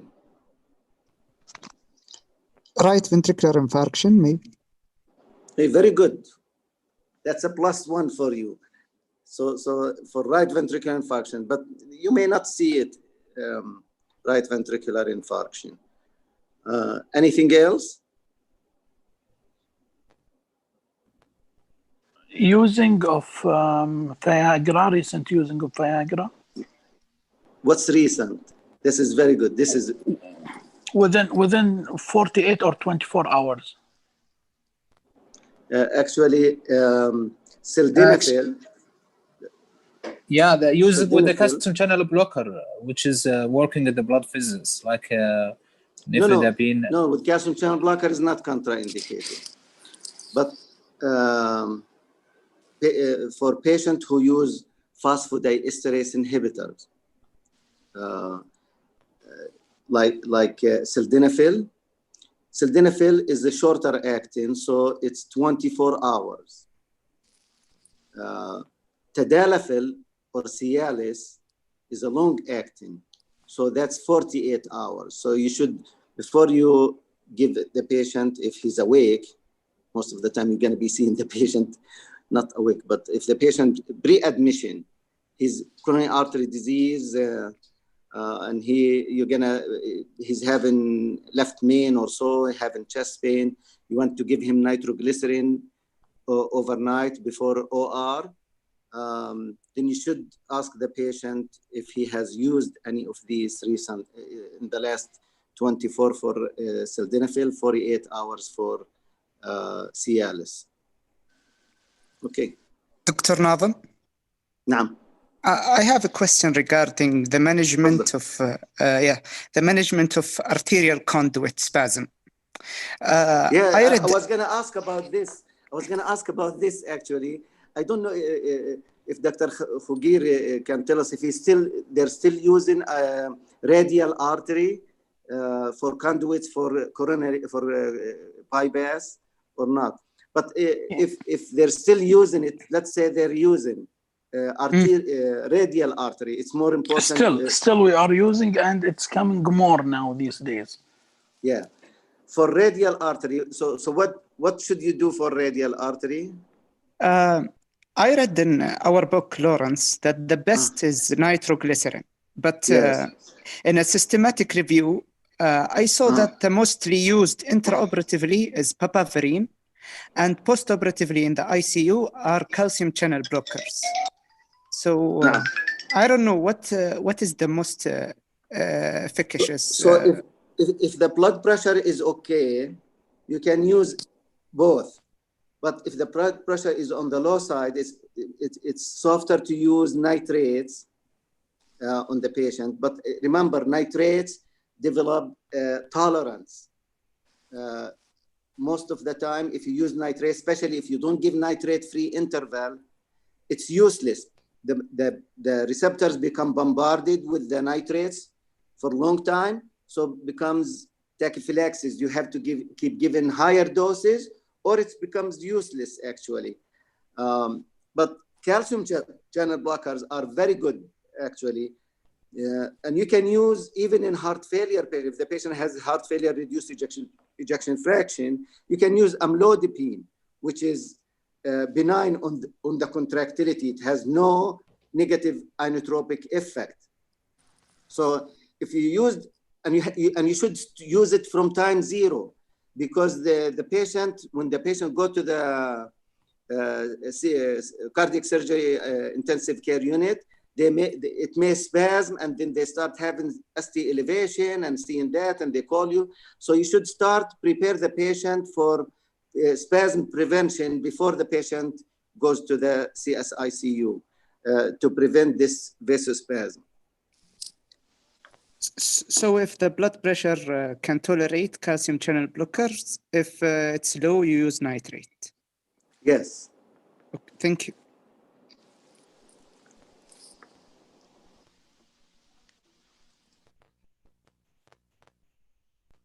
Now coming to the inotropes, start with the epinephrine. Epinephrine is a potent beta-1 adrenergic agonist producing increased myocardial contractility and increased heart rate. At low dose, adrenaline has a B2 effect of systemic vasodilation, bronchodilation, but higher doses, it's an alpha adrenergic agonist causing vasoconstriction effect predominant. Indication, bronchospasm, inotropic support, cardiac arrest. Cautions, hypertension, pheochromocytoma, glaucoma, and diabetes mellitus. Side effects, tachycardia, arrhythmias, hypertension, and metabolic acidosis. Doses for cardiac arrest, 10 ml of 1 to 1000 adrenaline, which equals 1 milligram. Inotropic support, 0.01 to 1 mics per kg per minute, IV infusion. Norepinephrine, it's a potent alpha-1 agonist producing systemic vasoconstriction, and beta-1 adrenergic agonist increased myocardial contractility and heart rate. Indications, low cardiac output following cardiac surgery or myocardial infarction. Noradrenaline is useful in condition with low systemic vasculature resistance, like sepsis or anaphylaxis. Cautions with hypertension and high systemic vascular resistance. Side effect, hypertension, tachyarrhythmia, peripheral ischemia, especially GI ischemia, mesenteric ischemia, and renal. Doses, 0.01 to 1 mics per kg per minute, IV infusion. Dopamine is a dopaminergic and adrenergic receptor agonist. Indication, low cardiac output state, inotropic support following cardiac surgery or myocardial infarction. Side effect, tachycardia, hypertension, and peripheral vasoconstriction. Doses, dopamine acts on different receptors and has different effect depending on the dose. For low dose dopamine, 1 to 5 mics per kg per minute. Dopaminergic receptor are activating, producing vasodilation of coronary, renal, cerebral, and splanchnic vasculature. 5 to 10, dopamine activates beta-1 receptor, producing increased myocardial contractility and increased heart rate. At this dose, dopamine also has some beta-2 agonist activity, producing peripheral vasodilation. More than 10 mics per kg per minute, dopamine mainly stimulates alpha-adrenergic receptor, producing systemic vasoconstriction. Dobutamine, synthetic indilator that activates beta-1 agonist, positive inotropic effect, and has a moderate beta-2 adrenergic action. Indication, inotropic support following cardiac surgery, MI, and cardiogenic shock. Dobutamine is also used for stress echo and MRI. Side effect, tachycardia and hypertension. Doses, 2.5 to 10 mics per kg per minute. IV infusion can be given via peripheral line. Merilone, it's a phosphodiesterase inhibitor, acts as an indilator by reducing systemic and pulmonary vascular resistance, as well as having moderate positive inotropic effects. Indication, low cardiac output state following cardiac surgery, especially in the presence of pulmonary hypertension or RV failure. Side effect, tachyarrhythmia, hypertension, and thrombocytopenia. Doses, 0.125 to 0.75 mics per kg per minute, IV infusion. The addition of alpha-adrenergic agonists such as norepi synergistically is often required to counteract the systemic vascular resistance, lowering properties of Miller. Phenylephrine is a alpha-selective alpha-1 adrenergic agonist which produce systemic vasoconstriction. Indication, acute hypotension to maintain systemic blood pressure whilst on cardiopulmonary bypass. Caution, severe hyperthyroidism. Side effects: hypertension, peripheral ischemia, and headache. Doses 0.5 to 3 mics per kg per minute IV infusion. 0.5 to 1 milligram IV boluses. Now coming for diuretics. Okay, can we? I had to answer a page, so that's why I didn't talk much. Any question from anybody on the pressors and inotropes? I think there's one missing, vasopressin. Maybe. So vasopressin. But any question about the catecholamines and?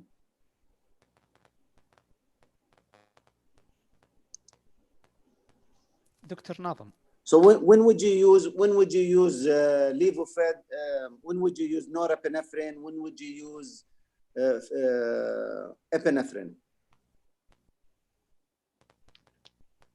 Usually norepi for in case there is decreased vascular resistance or vasodilation in case of sepsis. It's a first line.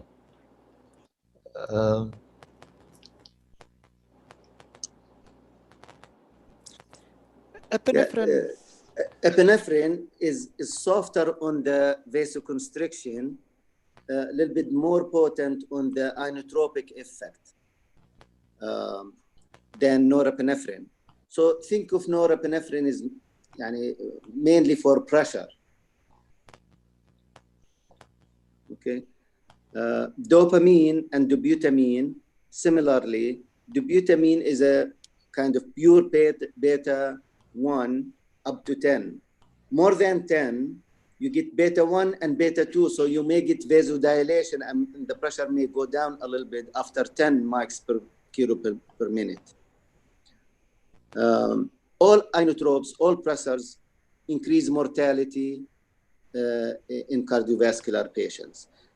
But we use them to support the patient hemodynamics until the patient stabilizes. But long-term use in heart failure, in whatever, increases mortality. And the higher the doses, especially of the vasopressors, norepinephrine, vasopressin, and high-dose dopamine, vasoconstrict peripherally significantly, and it's not uncommon to see patients that are becoming cyanosed peripherally on the toes, on the legs. And that's because the patient is not perfusing at all, and hypoperfusion and tissues, even may develop gangrene for long term. And make sure there is, these are in central line, because extravasation will be disaster for the patients. I've seen patients who slough their arm or their leg because it was not in the proper cannulation. The milrinone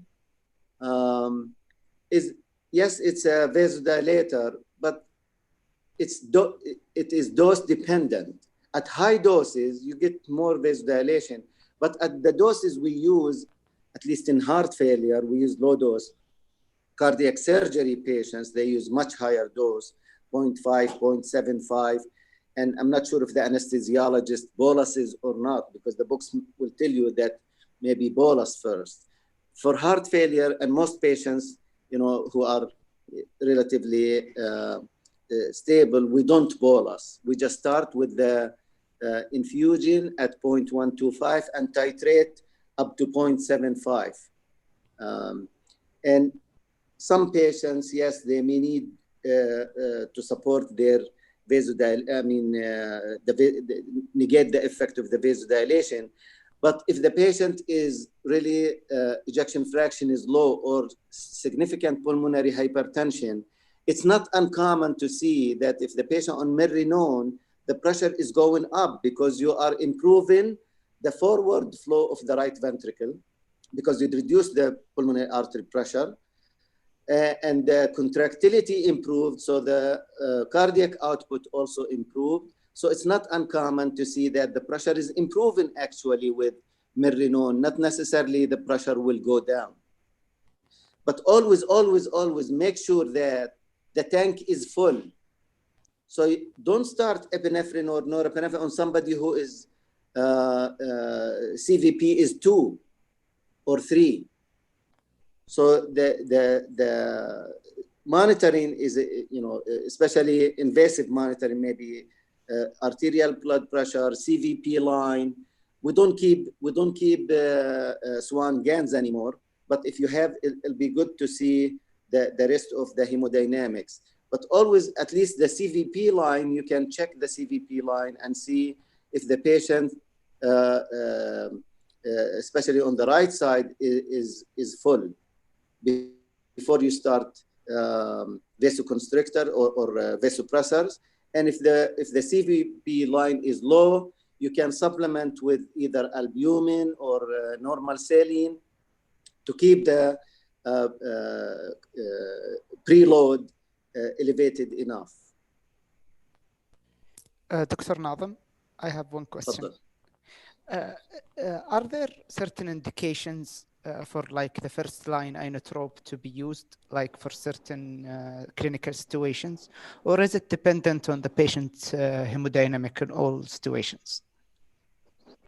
Yeah, it really depends on hemodynamics and indication. What are you using this drug for? If the patient post-operatively came back to you and they admit in CVT under you, not under cardiovascular. So you should assess the volume status, assess the ejection fraction. Sometimes we're giving patient lots of diuretics, the patient become hypoperfused. So it's not always the first line is start dopamine or start milrinone. Always assess the volume first. If the patient volume overloaded, then and the ejection fraction is low, then you may want to augment the cardiac output by giving an inotropic agent with diuretics. Sometimes the patient may respond only to a good dose of diuretics. If the patient's dehydrated, his renal function went up, his CO2 is up, then the patient may need just fluid without even inotropes or IV diuretics. So it's individualization of therapy. Don't make it like a knee-jerk reaction that the patient come in, he is symptomatic, I will start inotropic agent, I will start diuretics. No, it really needs individualization of therapy. But Dr. Nazem, now, if the patient on beta blocker, say, if the patient on beta blocker and you want to keep the beta blocker, so here milrinone may be good idea because you can continue milrinone, you can start milrinone if the hemodynamics are okay, pressure is okay, and the pulmonary edema is not significant.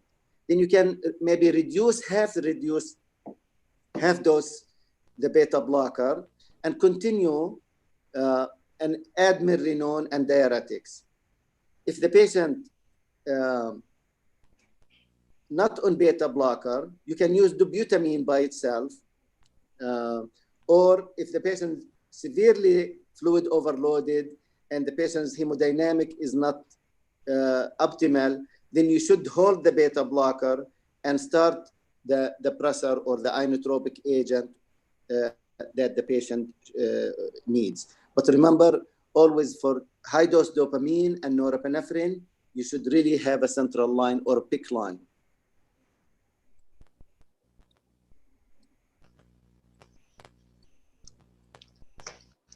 Thank you, Dr. There is one other drug in addition to vasopressin. I think some of the Ministry of Health or maybe الحرس في جدة ولا إشي هيك عندهم إياه ليفوسيمندان، سمعتوا فيه؟ أو حد استعمله؟ سمعنا فيه بس. نعم. Levosimendane is a calcium sensitizer, is a pure inotropic agent, does not affect the heart rate or pressure. So it's a pure contractility enhancer by increased sensitivity, calcium sensitivity. So if you have to use it, but it may have advantages in terms of hemodynamics. It does not affect the hemodynamics, but in terms of long term, it has no advantage. They are similar. For heart failure patients, they are similar adverse effects in terms of arrhythmias and mortality.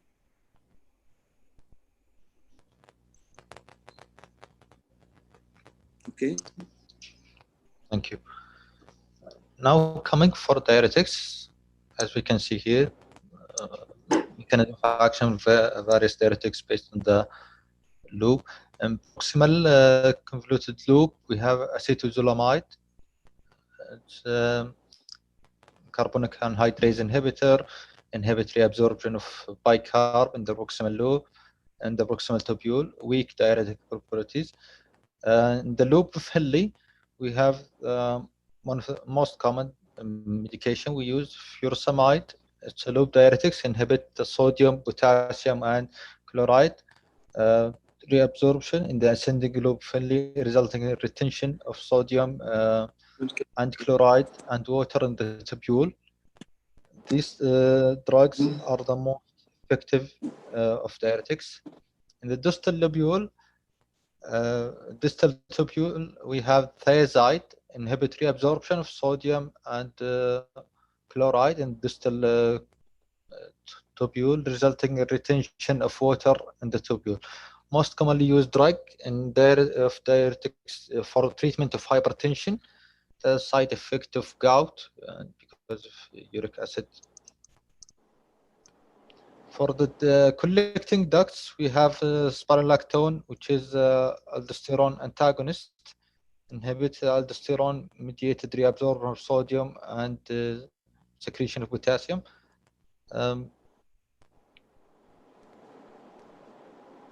So for loop diuretics inhibit water and electrolyte reabsorption from ascending loop of the loop of Henle. Indication: pulmonary edema, heart failure, hyperkalemia, peripheral edema, oliguria associated with renal impairment. Caution: in case of hypovolemia and renal failure. Side effect: hypokalemia, gout, hyponatremia, and deafness. Doses: furosemide 10 to 80 milligram, either daily or BID. For infusion, furosemide 2 to 10 milligram per hour. Just for loop diuretics, I would never use loop diuretics to get rid of the excess potassium. First of all, it takes a long time, and you don't know how much you're going to get potassium out. So if the potassium level is very high, especially if there is EKG changes, you can give a dose of potassium, but you should give a definitive therapy that kick potassium off the receptor and get rid of it. The other treatment also, sometimes they give insulin glucose or continuous nebulization of albuterol to potentiate the penetration of potassium into the cell. But this is very short term. It will bounce back after, an hour or so. It will bounce back. So you must get rid of the excess potassium always by giving either resins binders like K-oxalate or other forms. There's new drugs for hyperkalemia. So you need to get rid of the hyperkalemia out of the body, not just shift it intracellularly. Okay. For spironolactone, it's aldosterone antagonists, inhibit the action of aldosterone in distal convoluted tubule, thereby promoting the loss of sodium and water while preserving the potassium. Indication: edema and ascites caused by cardiac failure or nephrotic syndrome. Side effect: hyperkalemia, hyponatremia, postural hypotension, and gynecomastia. Doses from 25 to 400 milligram daily. Is there any other potassium, aldosterone antagonist available?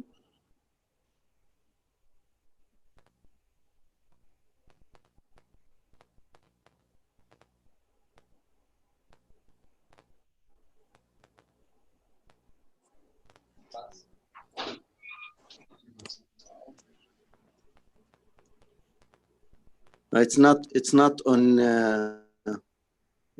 the graph. Anybody knows it? It's called eplerenone. It's called eplerenone. Okay, and the main difference between eplerenone and spironolactone is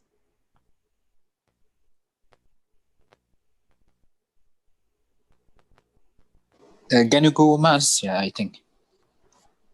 أيوة, it's a male gynecomastia. The females, they don't male. develop it. Yeah, yes. Male, and it's not in the doses we use in cardiovascular patients. We don't see it really. We use only 25 or 50 milligram spironolactone, so we don't see that much of a gynecomastia. You may see it actually in the primary hyperaldosterone patients, that you reach the dose of like 300 or 400, or the cirrhosis patient that you're given very high dose of 300 or 400. If that's the case, then you not only the tissue grow, but they become really painful. So you have to switch back to eplerenone, which is not associated with the gynecomastia. One other, I don't see it here written. One other drug that we use commonly, especially in heart failure, it's a thiazide-like drug. I'm sure you guys used it in CVT or in other hospital. We use it in heart failure patients who are not responding enough to Lasix, so we add something else. Anybody know? Metallizone. Yes, it's metallizone. Metallizone, it acts at the junction similarly to thiazides, and they call it thiazide-like. So whatever sodium escapes from the loop diuretics will be, more of it will be caught with the metallizone, so they work synergistically together. Remember, thiazide diuretics, if the renal function is significantly impaired, they don't work. They don't reach enough level at the distal tubule to work. But metallizone works very well, especially with loop diuretics. There's another drug actually available. I think I've seen few patients coming from Ministry of Health on it. It's called indapamide. It's not used as a diuretic. It's used like thiazide diuretics. It's used for hypertension at very low dose.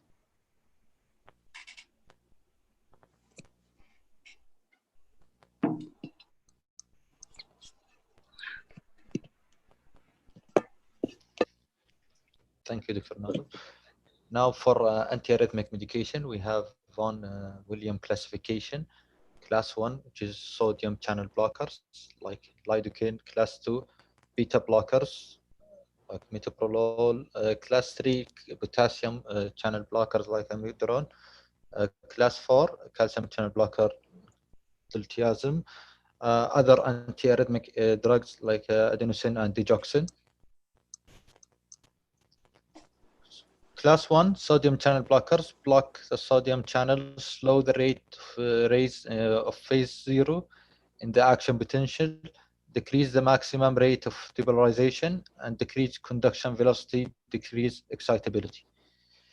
Class 2 beta blockers block the intrinsic sympathetic activity, decrease the slope of phase 4 spontaneous depolarization of automatic tissue, prolong AV conduction, decrease the heart rate and contractility.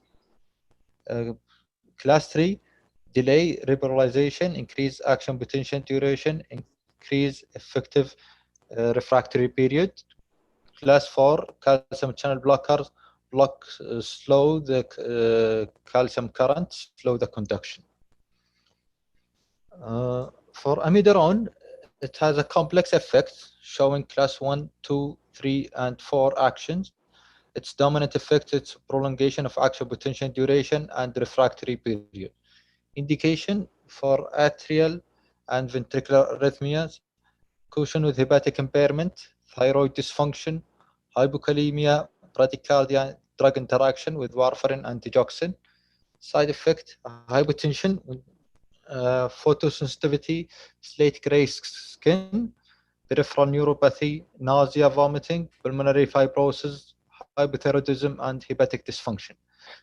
Doses for loading dose 1.5 gram over 24 hours, 300 milligram over 1 hour followed by 900 milligram over 23 hours, or 500 milligram orally TID.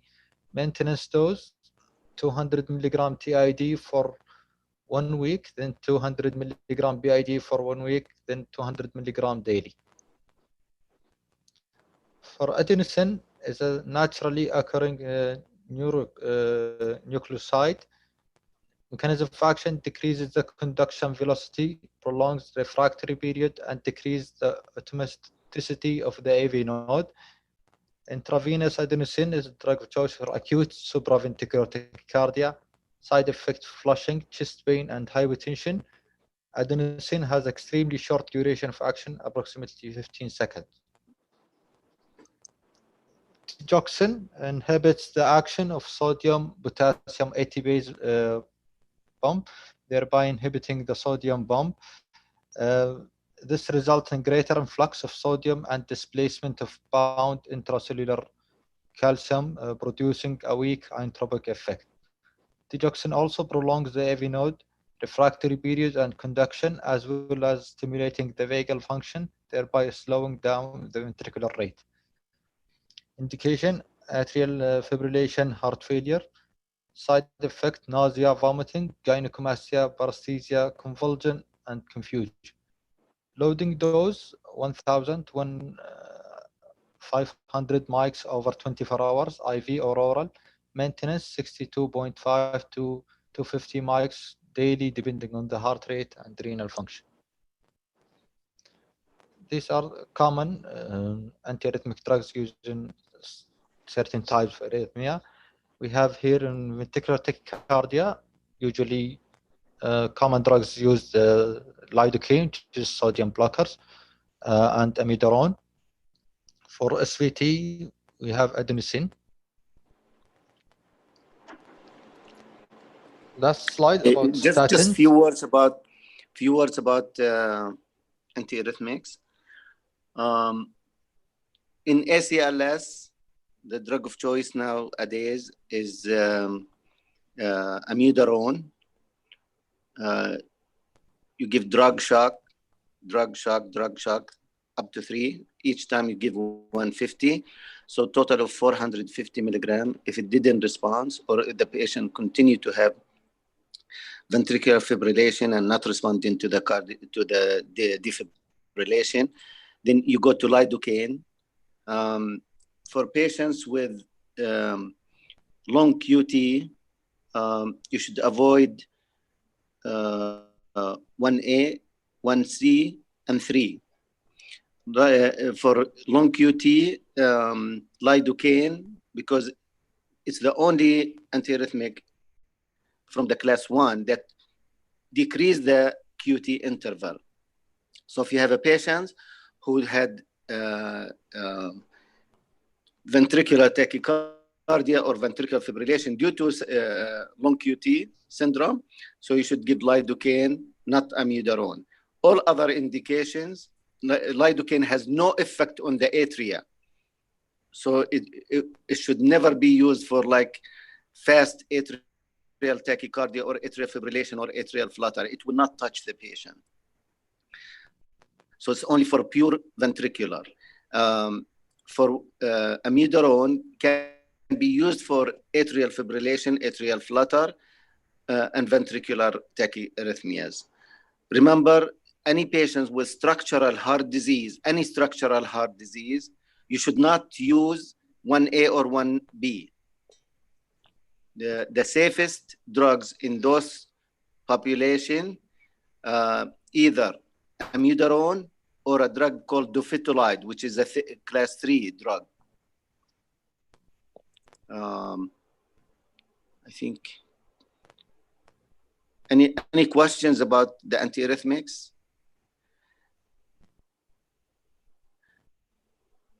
If you have a patient with the wide complex tachycardia that you cannot tell, is it VTAC or is it atrial fibrillation with aberrancy? In those situations, sometimes we give adenosine. The patient should be stable. Whenever the patient is unstable, you should always give direct current cardioversion. But if the patient is stable, heart rate is elevated, 140, 150, 160, but he's stable, and it's a wide complex tachycardia, you can give adenosine. It will totally block the AV node for a few seconds. And then you will see the rhythm. It may be atrial flutter or atrial fibrillation with aberrancy, or it may be VTAC. Then you can treat the patient appropriately. So you can use adenosine as a diagnostic sometime in wide complex tachycardia. But as you mentioned, it's a pure SVT for AV nodal reentry or AVNR reentry, supraventricular tachyarrhythmias. If you have a patient with WBW, also the drug of choice is adenosine. If the patient has WBW with atrial fibrillation, you should never use AV nodal blocker first. You should use procainamide first, because you want to block the sodium channel, which is the accessory pathway.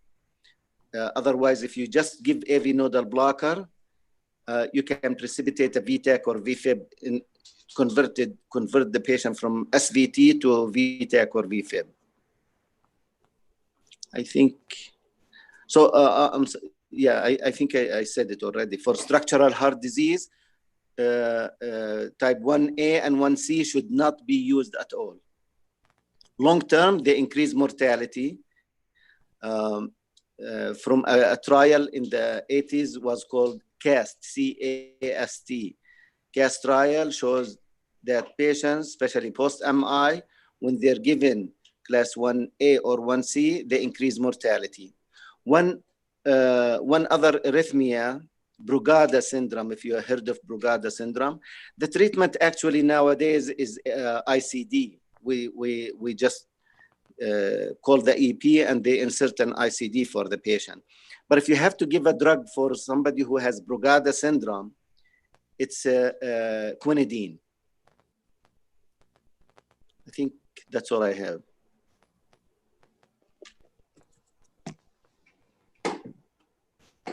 Thank you, Dr. Nazem.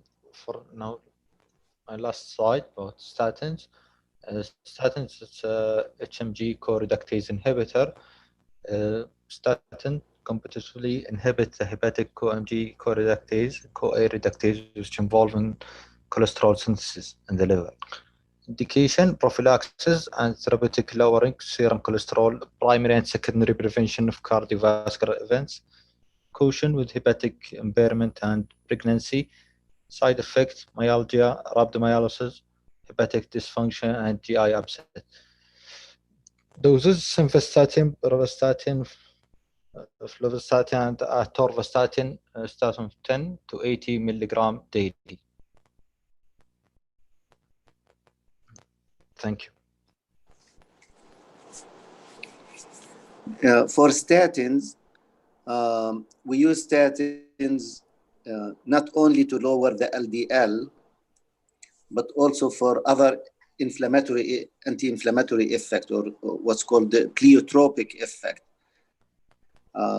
So it's good to give it like the night before surgery. It reduces the inflammation. It reduces the, stabilizes the plaques in the coronaries long term, طبعا مش acutely. So this class is very good class, and the target of therapy nowadays for a cardiovascular patient is LDL. It's the main effect of atherosclerosis, and it's the target of treatment. And the lower, the better. Nowadays, in patients with atherosclerotic cardiovascular disease, the LDL should be less than 70, which is in millimoles is around 1.7. And one other drug that you may see, actually two other drugs that you may see nowadays, if the patient cannot tolerate the high dose statin, which is at least two drugs we should be commonly used nowadays, atorvastatin or rosuvastatin. All coronary artery disease patients, diabetic patients, or peripheral vascular disease or cerebrovascular disease, atherosclerotic cerebrovascular disease, should be on high dose, high intensity statin. The high intensity statin are rosuvastatin and atorvastatin. And atorvastatin should be 80 or 40 at least. And rosuvastatin, it should be 10 or 20. If the patient did not achieve the target of LDL, then you should add another drug, and the next drug should be the cholesterol absorption inhibitor, ezetimibe. So it should be added to statins. And if the patient has familial dyslipidemia or significantly elevated LDL, not reaching goal with statins and ezetimibe, then the next drug will be, it's a class called PCSK9 inhibitor.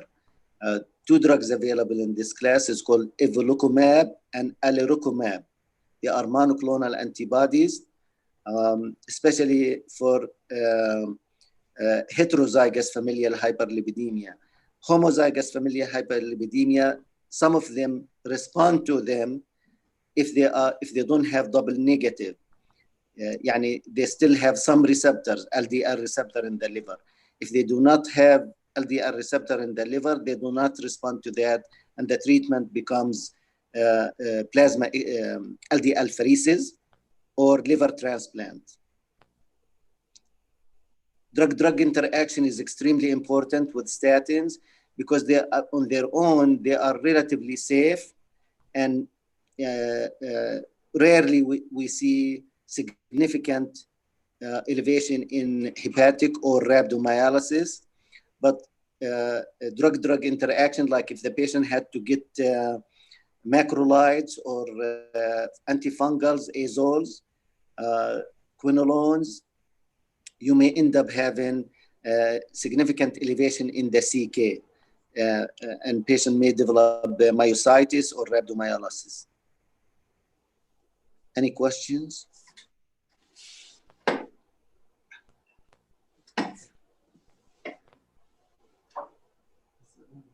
Dr. Nadam, any difference between rosuvastatin and atorvastatin in selection? معلش عيد السؤال الله يخليك. Atorvastatin and rosuvastatin. It's potency. Rosuvastatin is probably the most potent, followed by atorvastatin. And these are called, by guideline, they are called high intensity statins because they, at higher dose, at the maximum dose, they reduce about 50% the LDL. In terms of side effects, they're similar.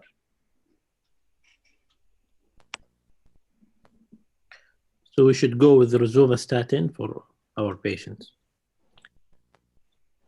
Yeah, rosuva or atorva, whatever you have in the formulary. At King Faisal, we only have atorva. We have Simva. Simvastatin is considered moderate intensity. We cannot go up more than 40 milligram on simvastatin. And simvastatin has very high drug-drug interaction, so you have to be careful with using it, especially in patients who require certain medication that go through the cytochrome 3A4, because they do have significant interaction. So we say simvastatin is a moderate intensity, so you expect reduction about 30 to 35% at the dose of 40. It's a good drug, especially for secondary prevention. But again, nowadays for secondary prevention, we need to use high dose, high intensity statin.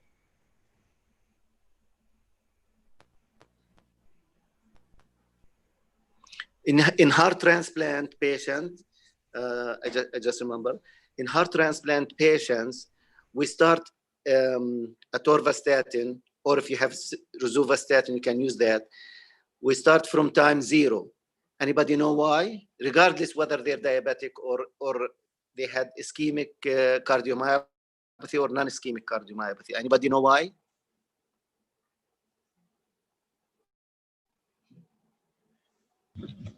Maybe for their anti-inflammatory effect. Yes. For this reason, actually, one of the problems that heart transplant patient, specifically heart transplant patient, develop is that coronary vasculopathy. The coronary arteries become like hairline. That's epithelial overgrowth. It's not atherosclerotic lesions. And there's nothing you can do. Some people call it actually a chronic rejection. And this is secondary. It's thought that this is secondary to the immunosuppressants. Statins have been shown, and actually the drug studied most is pravastatin, which is a weak statin. Statin have shown to reduce the vasculopathy process long-term in those patients. For this reason, we start all patients on statin therapy from time 0.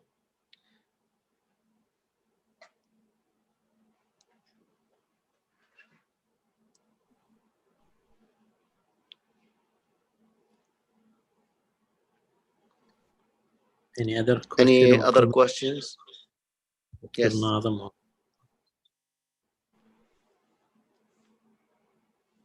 يعطيك العافية دكاترة عبد إذا الله. Nice عندهم review. دكتور ناظم, thank you so much. حياك الله يا دكتورة آيات. Anytime. My pleasure. شكرا حكيم, جزاك الله خير. حياك الله دكتور خقير.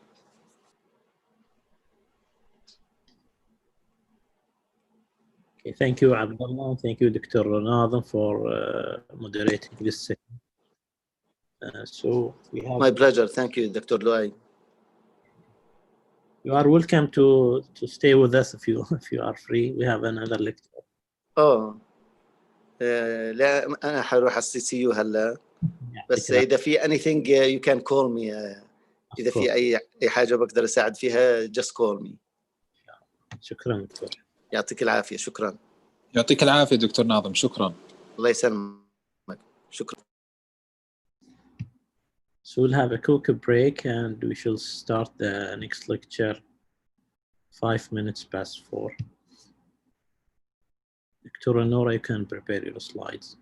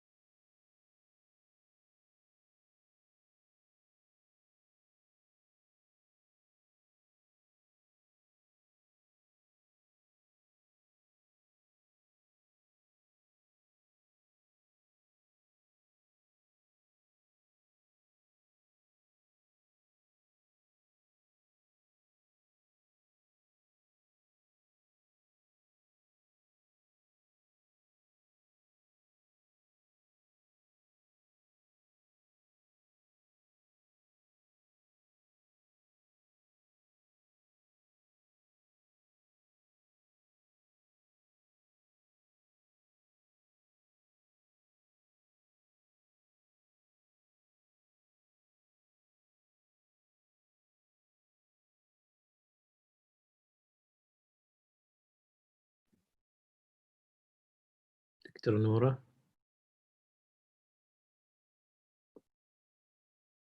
Yes, I'm here. And start. الصوت واضح؟ نعم. Okay. السلام عليكم ورحمة الله وبركاته. This is Noor Gami, cardiac surgery resident R1 from King Fahd Medical City.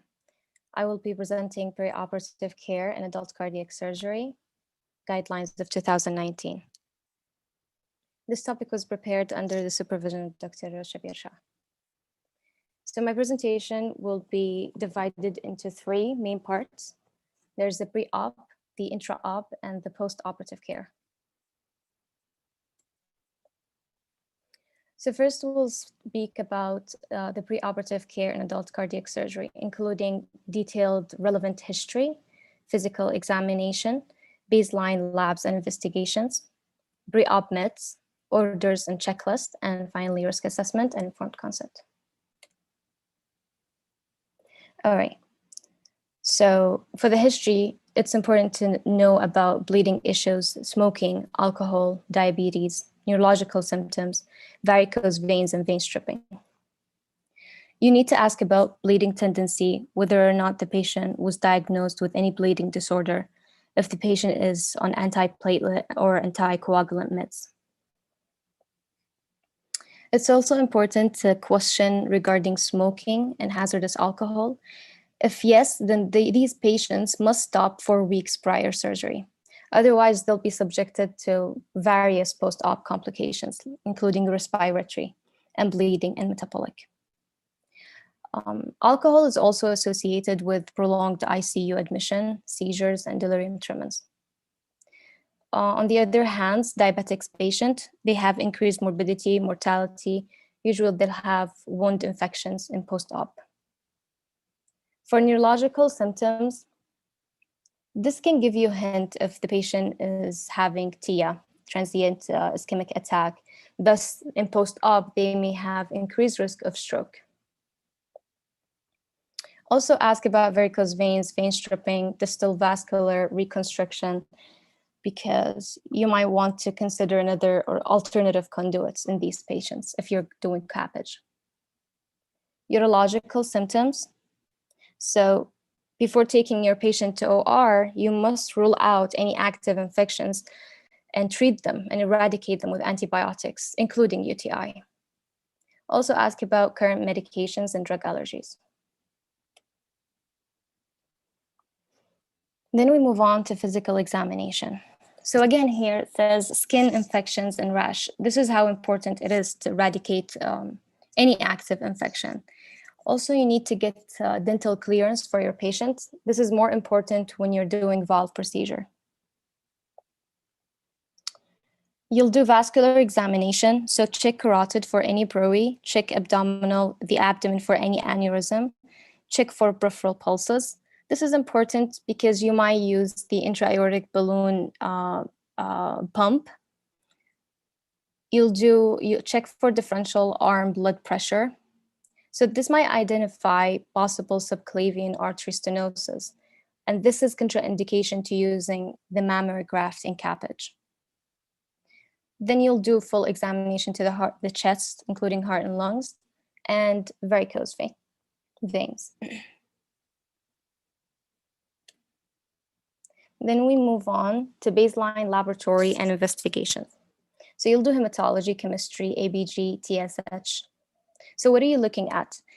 You need to look at the white blood cell, checking for any leukocytosis.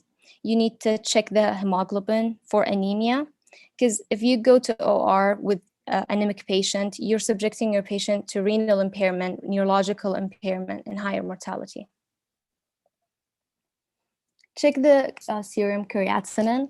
Again, serum creatinine, the higher it is, the higher mortality you're expecting. You'll do ABG and TSH to compare pre-op with post-op results. So for TSH, especially if you're anticipating that you would use amiodarone if the patient is having AFib, because amiodarone can lead to thyrotoxicosis and hypothyroid and alter the TSH. Hemoglobin A1C is important in diabetic patients for assessment of diabetic control. BMB levels. So this may be drawn to differentiate among the causes of dyspnea, whether it's cardiac or pulmonary in origin. Usually BMB is high in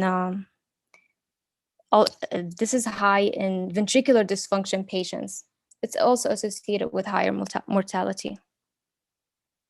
Urinalysis, again, ensure the absence of infections prior surgery. You'll do chest X-ray and ECG to compare pre-op versus post-op.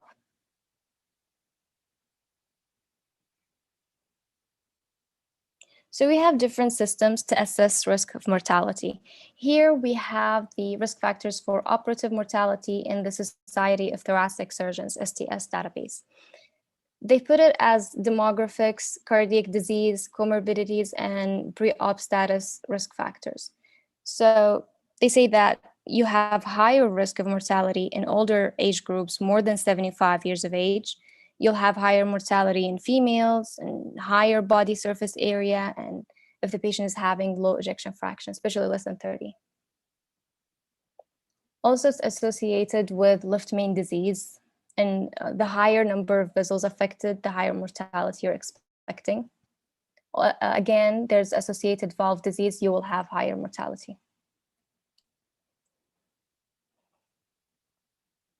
So some of the comorbidities that would increase the mortality rate in your cardiac surgery patients: renal failure, cerebrovascular disease, COPD, diabetes, peripheral vascular disease, hypertension, hypercholesterolemia, immune suppressive therapy.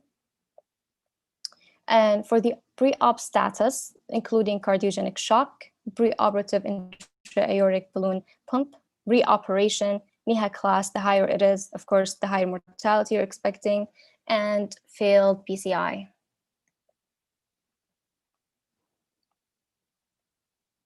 So this is another system we use to predict mortality risk in cardiac surgery patients. This is called Euroscore.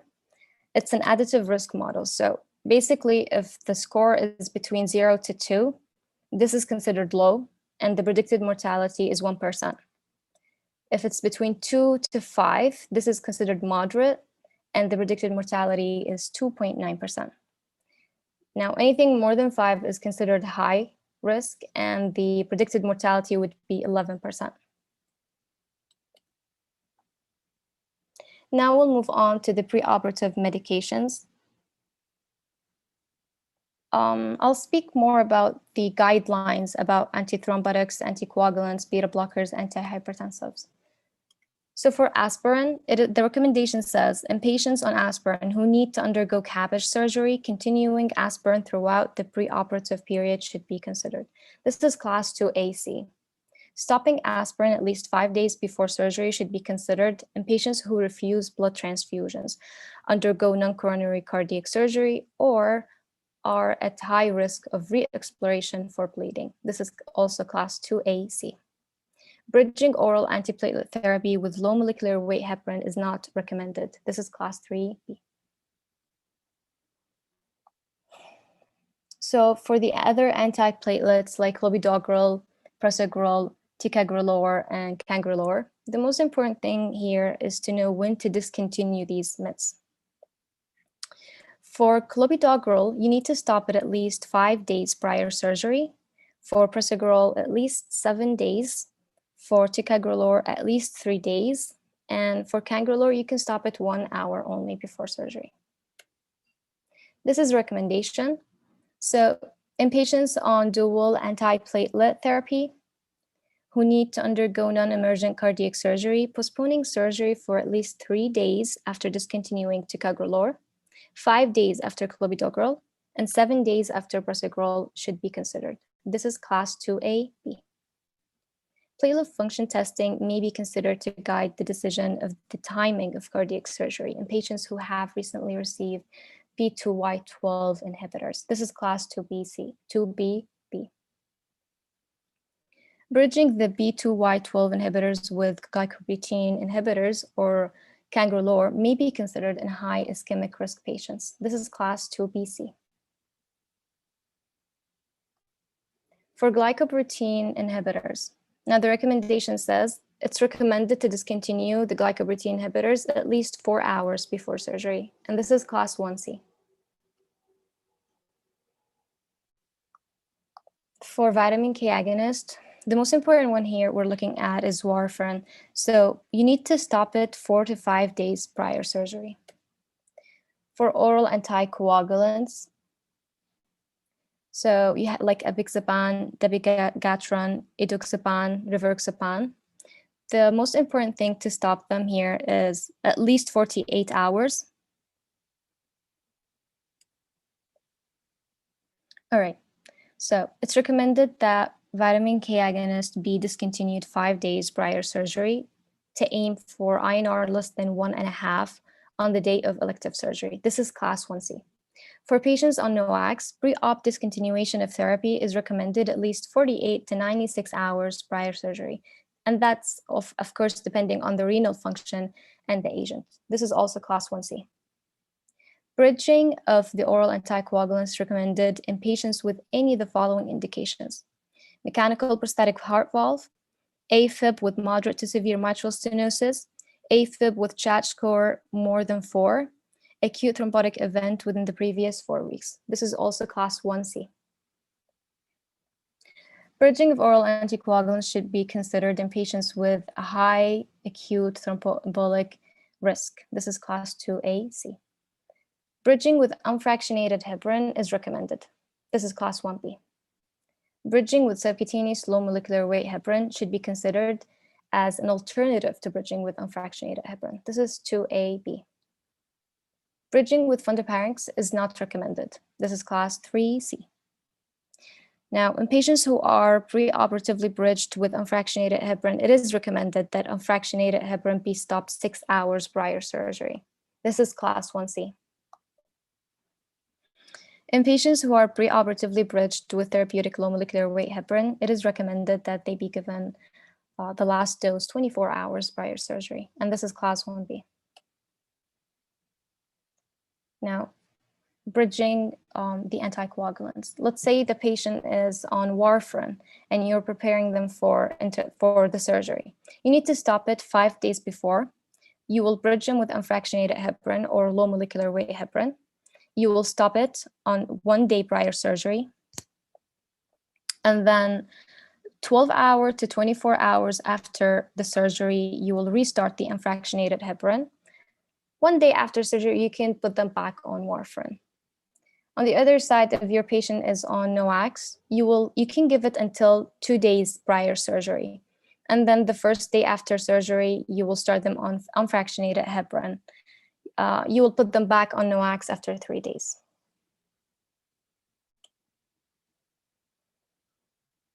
So for beta blockers, the guideline says it should be considered to continue beta blocker therapy prior to cardiac surgery for rate control. So this is class 2AB. Post-op long-term beta blocker therapy is recommended in patients with recent MI or reduced left ventricle ejection fraction, especially less than 35%. This is class 1A. Now moving on to ACE and ARBs. So most of these medications must be stopped, the ACE and ARBs must be stopped 24 hours prior surgery, except captopril. We can stop it 12 hours prior surgery. The guideline says it is recommended to discontinue ACE and ARBs preoperatively in patients undergoing cardiac surgery, and that's class 1C. In patients with preoperative uncontrolled arterial hypertension, switching long-acting ACE or ARB treatment to short-acting ACE inhibitors should be considered, and this is class 2AC. So in summary, aspirin should be continued in patients having CAPAG. It is not recommended to initiate statins preoperatively. ACE and ARB must be stopped before surgery. You can start your antibiotics 1 hour before surgical incision. Prophylactic steroids are not recommended. The target glycemia is between 150 to 180 milligram deciliter. Multimodality analgesia is recommended. Rhythm control recommended in patients with atrial fibrillation. NOACs are not recommended for mechanical valves. Beta blockers post-operatively are indicated with ejection fraction less than 35%. The target of LDL is less than 70 milligram deciliter in patients who are going for CAPH.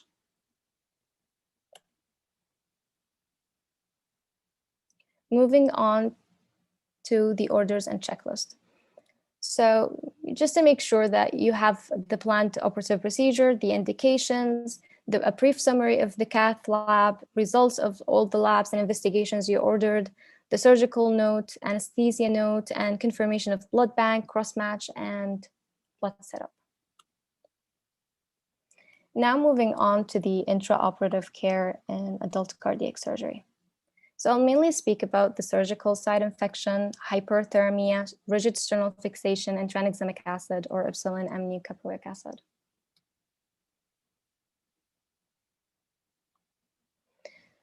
All right, so to help reduce surgical site infection, the evidence suggests the use of a care bundle, which includes at least 3 to 5 of the following. Number 1, topical intranasal therapies. Number 2, depletion protocols. Number 3, appropriate timing of pre-op prophylactic antibiotics. Number 4, smoking cessation. Number 5, adequate glycemic control. And 6, promotion of post-op normothermia during recovery. Now, topical intranasal therapies are important to eradicate staph colonization. This is important because 18 to 30% of patients that will undergo cardiac surgery will already be carriers of Staph aureus, and they'll have 3 times the risk of Staph aureus surgical site infection and bacteremia. Depilation protocol guidelines suggest clipping as opposed to shaving. So moderate quality meta-analyses have concluded that care bundles of 3 to 5 evidence-based interventions can reduce surgical site infections. This is repetition of what I just said. It's class 1 level PR. Now we move on to hyperthermia. Moderate quality prospective studies have demonstrated that when rewarming on CPP, hyperthermia is associated with cognitive deficits, infections, and renal dysfunction. Thus, rewarming on CPP to normothermia should be combined with continuous surface warming. The recommendation is to avoid hyperthermia while rewarming on CPP. This is class 3, level PR. Now we move on to sternal closure. Now in this study, they compare wire cerclage for sternotomy closure with rigid plate fixation. So wire cerclage for sternotomy closure achieves approximation and compression, but does not eliminate side-by-side movement. Thus, rigid fixation is not achieved with wire cerclage. However, there is low rate of sternal wound complications and it's low cost. On the other hand, we have the rigid plate fixation, which results in better sternal healing, fewer sternal complications, no additional cost, less pain, better upper extremity function.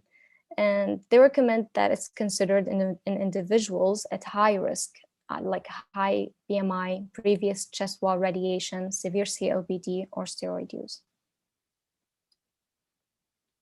So rigid sternal fixation can be useful to improve or accelerate the sternal healing and reduce mediastinal wound complications. This is class 2A, level PR.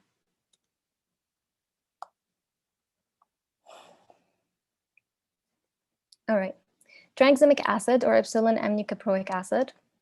In a large randomized controlled trial of patients undergoing coronary revascularization, total blood products transfused and major hemorrhage or tamponade requiring re-operation were reduced only using the tranexamic acid.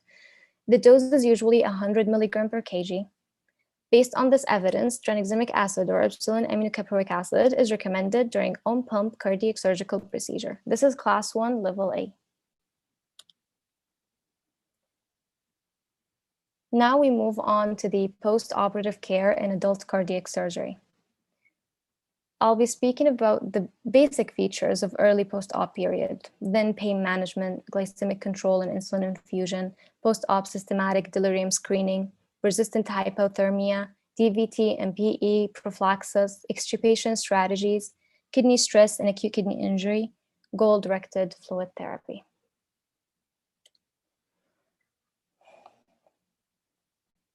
All right, so following most cardiac procedures, patients arrive in ICU and they require mechanical ventilation for several hours, and of course, adequate pharmacological sedation and pain control. The ventricular function is commonly compromised for several hours following operation on CBP with cardioplegic arrest, but usually inotropic medication will provide hemodynamic support during this time, as the heart is recovering from the insult imposed by ischemia followed by reperfusion. So for extubation, prolonged mechanical ventilation after cardiac surgery is associated with longer hospitalization, higher morbidity and mortality, increased cost, ventilator-associated pneumonia, and significant dysphagia.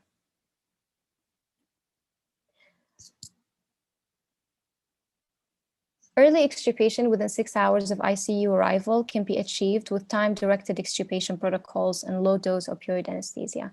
Based on this evidence, we recommend strategies to ensure extubation within 6 hours of surgery. This is class 2A level PNR. All right. So when do we wean the patient from mechanical ventilation? Basically, from respiratory aspect, you check the negative inspiratory force. If it's less than 20, you make sure that the ABG is normal. There's low ventilator settings. From the cardiac perspective, the patient is hemodynamically stable, systolic blood pressure between 100 and 140. The MAB is more than 65 millimeter mercury. The patient is on low inotropic support with minimal chest drain. The urine output is good and acceptable. That's when you wean the patient. Now we move on to pain management. Opioids have been the mainstay for so long, but they're associated with sedation, respiratory depression, nausea, vomiting, and ileus. Instead, they're associated with renal dysfunction after cardiac surgery. Acetaminophen is considered the safest analgesia, but per medium quality meta-analysis, you need to add acetaminophen with opioids to produce superior analgesia.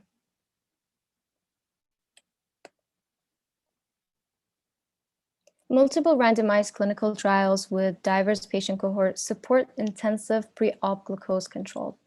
Pre-operative glycemic control is recommended based on randomized data, not specific to population undergoing cardiac surgery.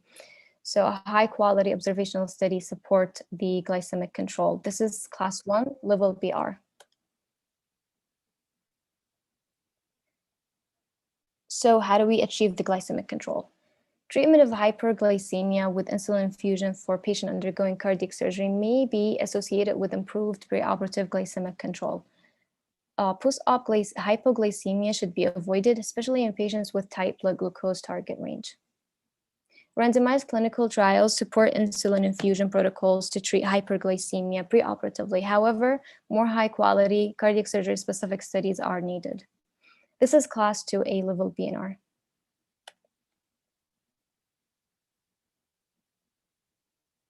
Post-operative systematic delirium screening. Delirium is an acute confusional state characterized by fluctuating mental status and attention, either disorganized thinking or altered level of consciousness. This is actually very common and seen in patients undergoing cardiac surgery, post-cardiac surgery. It's seen in 50% of them. Early detection is important for initiating appropriate treatment. There is no evidence that prophylactic antipsychotic use like haloperidol would reduce the delirium.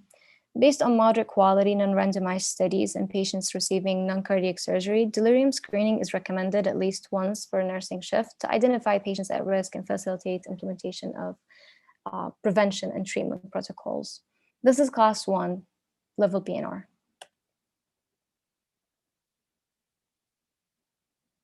Persistent hypothermia. This is identified as failure to return or maintain normothermia 2 to 5 hours post-ICU admission. Hypothermia is associated with increased bleeding, infection, prolonged hospital stay, and death. Based on evidence, it's recommended to prevent hypothermia by using forced air warming blankets, raising the room's temperature, warming irrigation, IV fluids to avoid hypothermia in early post-op stage. This is class 1 level PNR. Chest tube patency. Now, the purpose of chest tubes is to evacuate shed mediastinal blood to prevent pleural and pericardial effusions, tamponade, and hemothorax, and AFib. However, these drains are prone to clogging in 36% of patients. So how do we maintain the chest tube patency? There are different ways. For example, chest tube stripping. However, this is, according to evidence, is ineffective and potentially harmful. Another way is breaking the strial field to access the inside of chest tubes and use a smaller tube to suction the clot out. This is dangerous. It increases the risk of infection.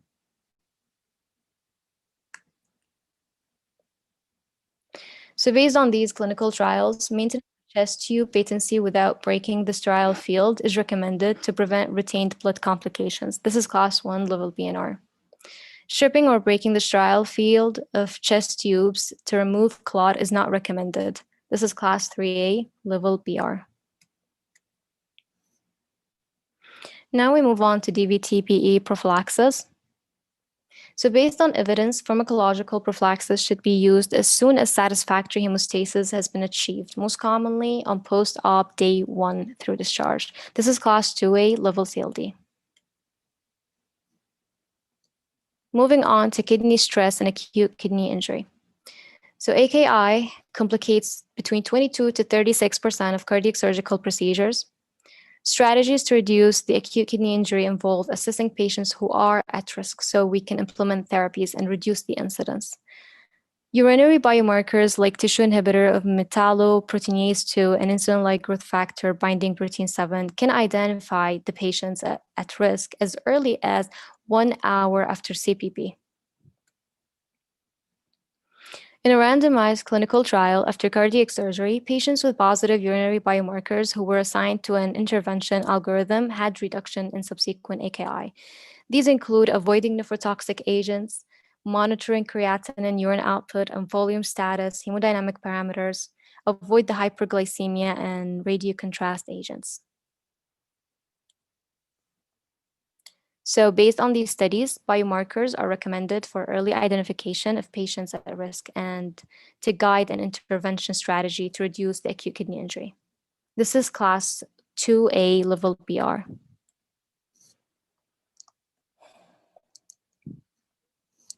Goal-directed fluid therapy. Goal-directed fluid therapy uses monitoring techniques to guide clinicians with administering fluid, vasopressors, inotropes to avoid hypotension and low cardiac output. Quantified goals include blood pressure and cardiac index and systemic venous oxygen saturation and urine output. Based on this, we recommend goal-directed fluid therapy to reduce the post-op complications. This is class 1, level BR. These are my resources. Thank you.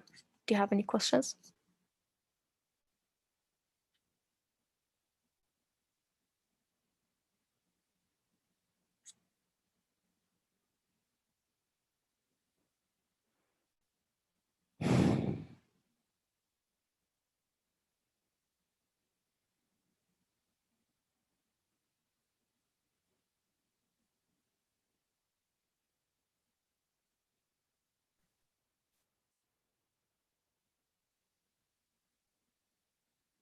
So anyone has a question for Dr. Nora?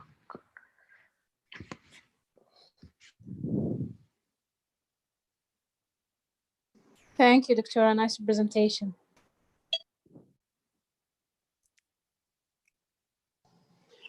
Actually, it's one of the best presentation. I think everybody, especially the junior as well as the senior, each slide is probably a subject for question or a clinical question that you face in your lifetime.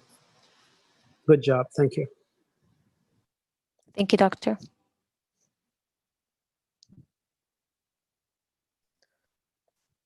I have a question maybe for you or for the other residents from different institutes.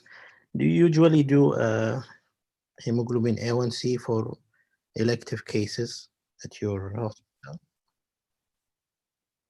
And do you act upon it?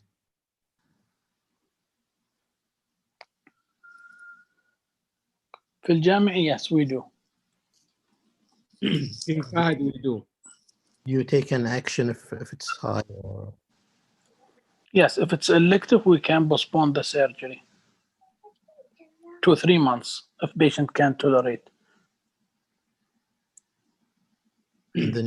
For us, even if it is high, usually the cohort of patients we have in King Fahd, they came with acute coronary syndrome, the majority when we take them to the cabbage. So if it is, and they need the surgery, so we put them on insulin and try to have the best pre-operative control of their blood sugar. Then we will proceed with the surgery. I mean that your patients, most of them are urgent cases, not elective cases. So we don't. Yes, in King Fahd, the cohort of patients, they came with acute coronary syndrome. Okay. So, Dr. Hussein, do you refer them for an endocrinologist or? Yes, we usually refer them to endocrinologists to better control of blood sugar, and we discharge them after they become fully controlled. But hemoglobin A1C will not correct within few days. It's take 2 months to correct the hemoglobin A1C. Yeah, I know, but usually you postpone the surgery for like 2 or 3 months, and you refer them for endocrine. Yes. To control the diabetes. Endocrine usually for us, if we have a difficulty to control it, some of them. So at that time we call the endocrinologist. Even post-operatively, we start them on insulin, glargine, plus aspart, according to their weight. For naive glargine, and for example, just for any patient with a naive glargine, so you start them on 15 units, then gradually you increase it. Then the aspart, you put them on sliding scale. Then after 1 day or 2 days, they are on sliding scale. You check the sliding scale. You calculate how much insulin, how much unit they receive it. You divide it by 3. Then you give it to them. Also, for glargine, for naive one, you divide by 3. That dose you will give it as a glargine, or you start with the 15 units. Okay. But actually, usually we manage them. Then if we have any difficulty, we consult endocrinology. And also we have a diabetic clinic for cardiology specifically. Patient belong to cardiology department, I mean cardiac science department or cardiac center. So when we discharge them, we give them appointment with the cardiac surgery, cardiologist, plus diabetic clinic, cardiology diabetic clinic as well.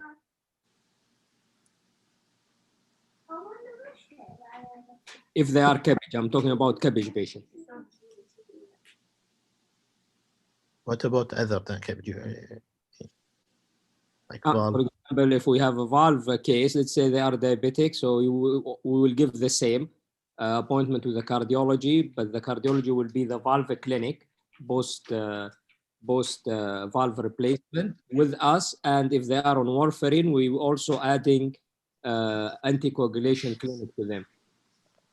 So you will not control blood sugar for the valve patient? No, I said diabetic patient, we will, of course, we will control any patient, any cardiac patient. Actually, any patient in the hospital, you need to control the blood glucose, regardless what is their admission under who. Medicine, cardiac surgery, cardiology. You need to control the blood sugar. But he's asking me about the valve. We add as a post-op, also follow up with the cardiology, but in the valve clinic. And INR, if they are on warfarin, we add the INR. And also we will establish the arrhythmia unit. So, and it depends on the patient. Some patients, they need heart failure clinic. Some of our patients with very low ejection fraction, either they went for cabbage or they went for multiple valve. Some of them we give follow-up with us, and we don't give with the cardiology. There is a two cardiologists, heart failure cardiologists. We give them a follow-up with them if they are fulfill the criteria to be followed with them. Not general cardiology, I mean. So it's depend on the need of your patient, because very important, as all you know, the pre-operative planning plus the intraoperative or the course, and also the course in the ICU, then the post-operative care and rehabilitation as well. Yeah, because, yeah, in our hospital, we do A1C, but we used not to act much upon it. But nowadays, they are insisting to like to postpone the elective cases and to refer them to endocrine. But our service is overwhelmed, and they will not accept patients for only glucose control. So the protocol is to refer them back to the referring hospital to manage their diabetes. Mm-hmm. I think it's difficult because you will not be, you will not make sure that they will be managed within 2 to 3 months. Maybe they will not get an appointment at the local hospital. That's why I will tell you something. See, this patient is your patient, first of all, because under your service, so it is your patient. So we learn how to calculate. It's easy, and you can even read it. Then you can ask your colleague in medicine, internal medicine. He can help you how to calculate the regimen of insulin that needed for the patient.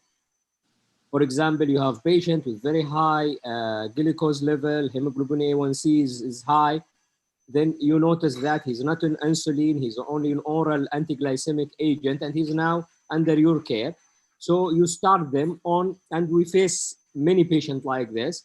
You start sliding scale, then you calculate, for example, how many units. Let's say they took 30 units for 24 hours. So this 30 units, you will divide it by 3. So you will give 10, 10, 10 aspart, because aspart is a short-acting insulin. Aspart or a 70-30 insulin, 10, 10, 10, okay. Then you give them, then for glargine, which is long-acting, that will be given in the night, or maybe some of you know it as Lantus. You give 15 for naive one, first time they use it. Then you build up according to the reading you have. Yeah, but yeah, this is short-term control of blood sugar. So for how long you will do this treatment for the patient? For how many days? Actually, we don't discharge them. We are operating on them. So it's not elective cases. With high A1C, you will postpone the surgery for 2-3 months. How you will manage their diabetes? You will not admit him under your service to control his sugar. Let's assume hemoglobin A1C is 13 or 14. Okay, so they came to your clinic, you mean, and with high hemoglobin A1C? Yes. Right. If patient with stable angina and 3-fissile disease. That's clear. So you will see the regimen of insulin. You ask them where you are treated. Some of them, they will tell you, I am treated in private. Some of them, they will tell you, the one responsible for my insulin regimen, X hospital. So you give them, you sit with them, you see their food, what is the habit, how they eat. First of all, you need to check their eating habits and advise them from there, advise them to walk, all that if they can, of course. Then you start, you can initiate insulin regimen, as I told you. Then you ask them to follow. How you will initiate the insulin regimen in the clinic? So if they are not on insulin, I cannot do that. I cannot do that. Even if they in insulin, how you will titrate the correct dose in the clinic? You need multiple reading, right? You Yeah, cannot yeah. Close multiple monitor things, so them. you ask them one of the advice you can give it to them. You can show them موعد what they call it صحتي. There is an apps I always show it to them. Many primary health clinic near them, they can control it for them. You just show it to them. You tell them the principle. You tell them before you going to your doctor, this is very important. Before you going to your diabetic doctor, please for 24 hour or 48 hour, do the measurement of insulin. You ask them if they have Glucometer. Glucometer. So they need to measure it, then they go. So and I told them exactly like this. So I told them when you go to your physician, primary health care, it will be easy for him at this time to calculate for you the insulin needed and to adjust your regimen of insulin. Exactly. So you will postpone the surgery and refer them to the someone specialist to control their blood sugar, right? Yes, if they came electively, yes. This is the best thing to do.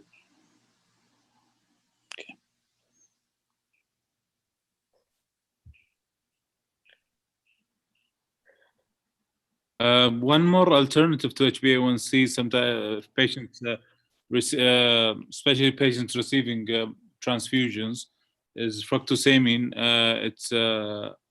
It's a different test that can tell you the level of the blood sugar in the past for recent times. I can't recall for how long it will tell you, but it's basically kind of protein that get affected by high blood sugar levels, and it will give similar readings. But I think you have to correct it for albumin, especially in patients receiving transfusions. It will be helpful to assess because HbA1c will not be accurate.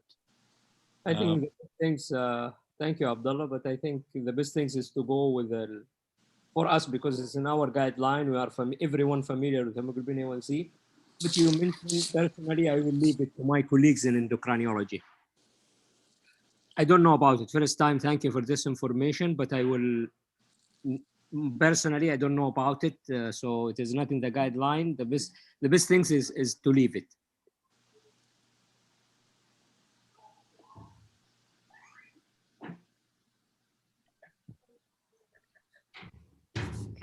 Any other comment?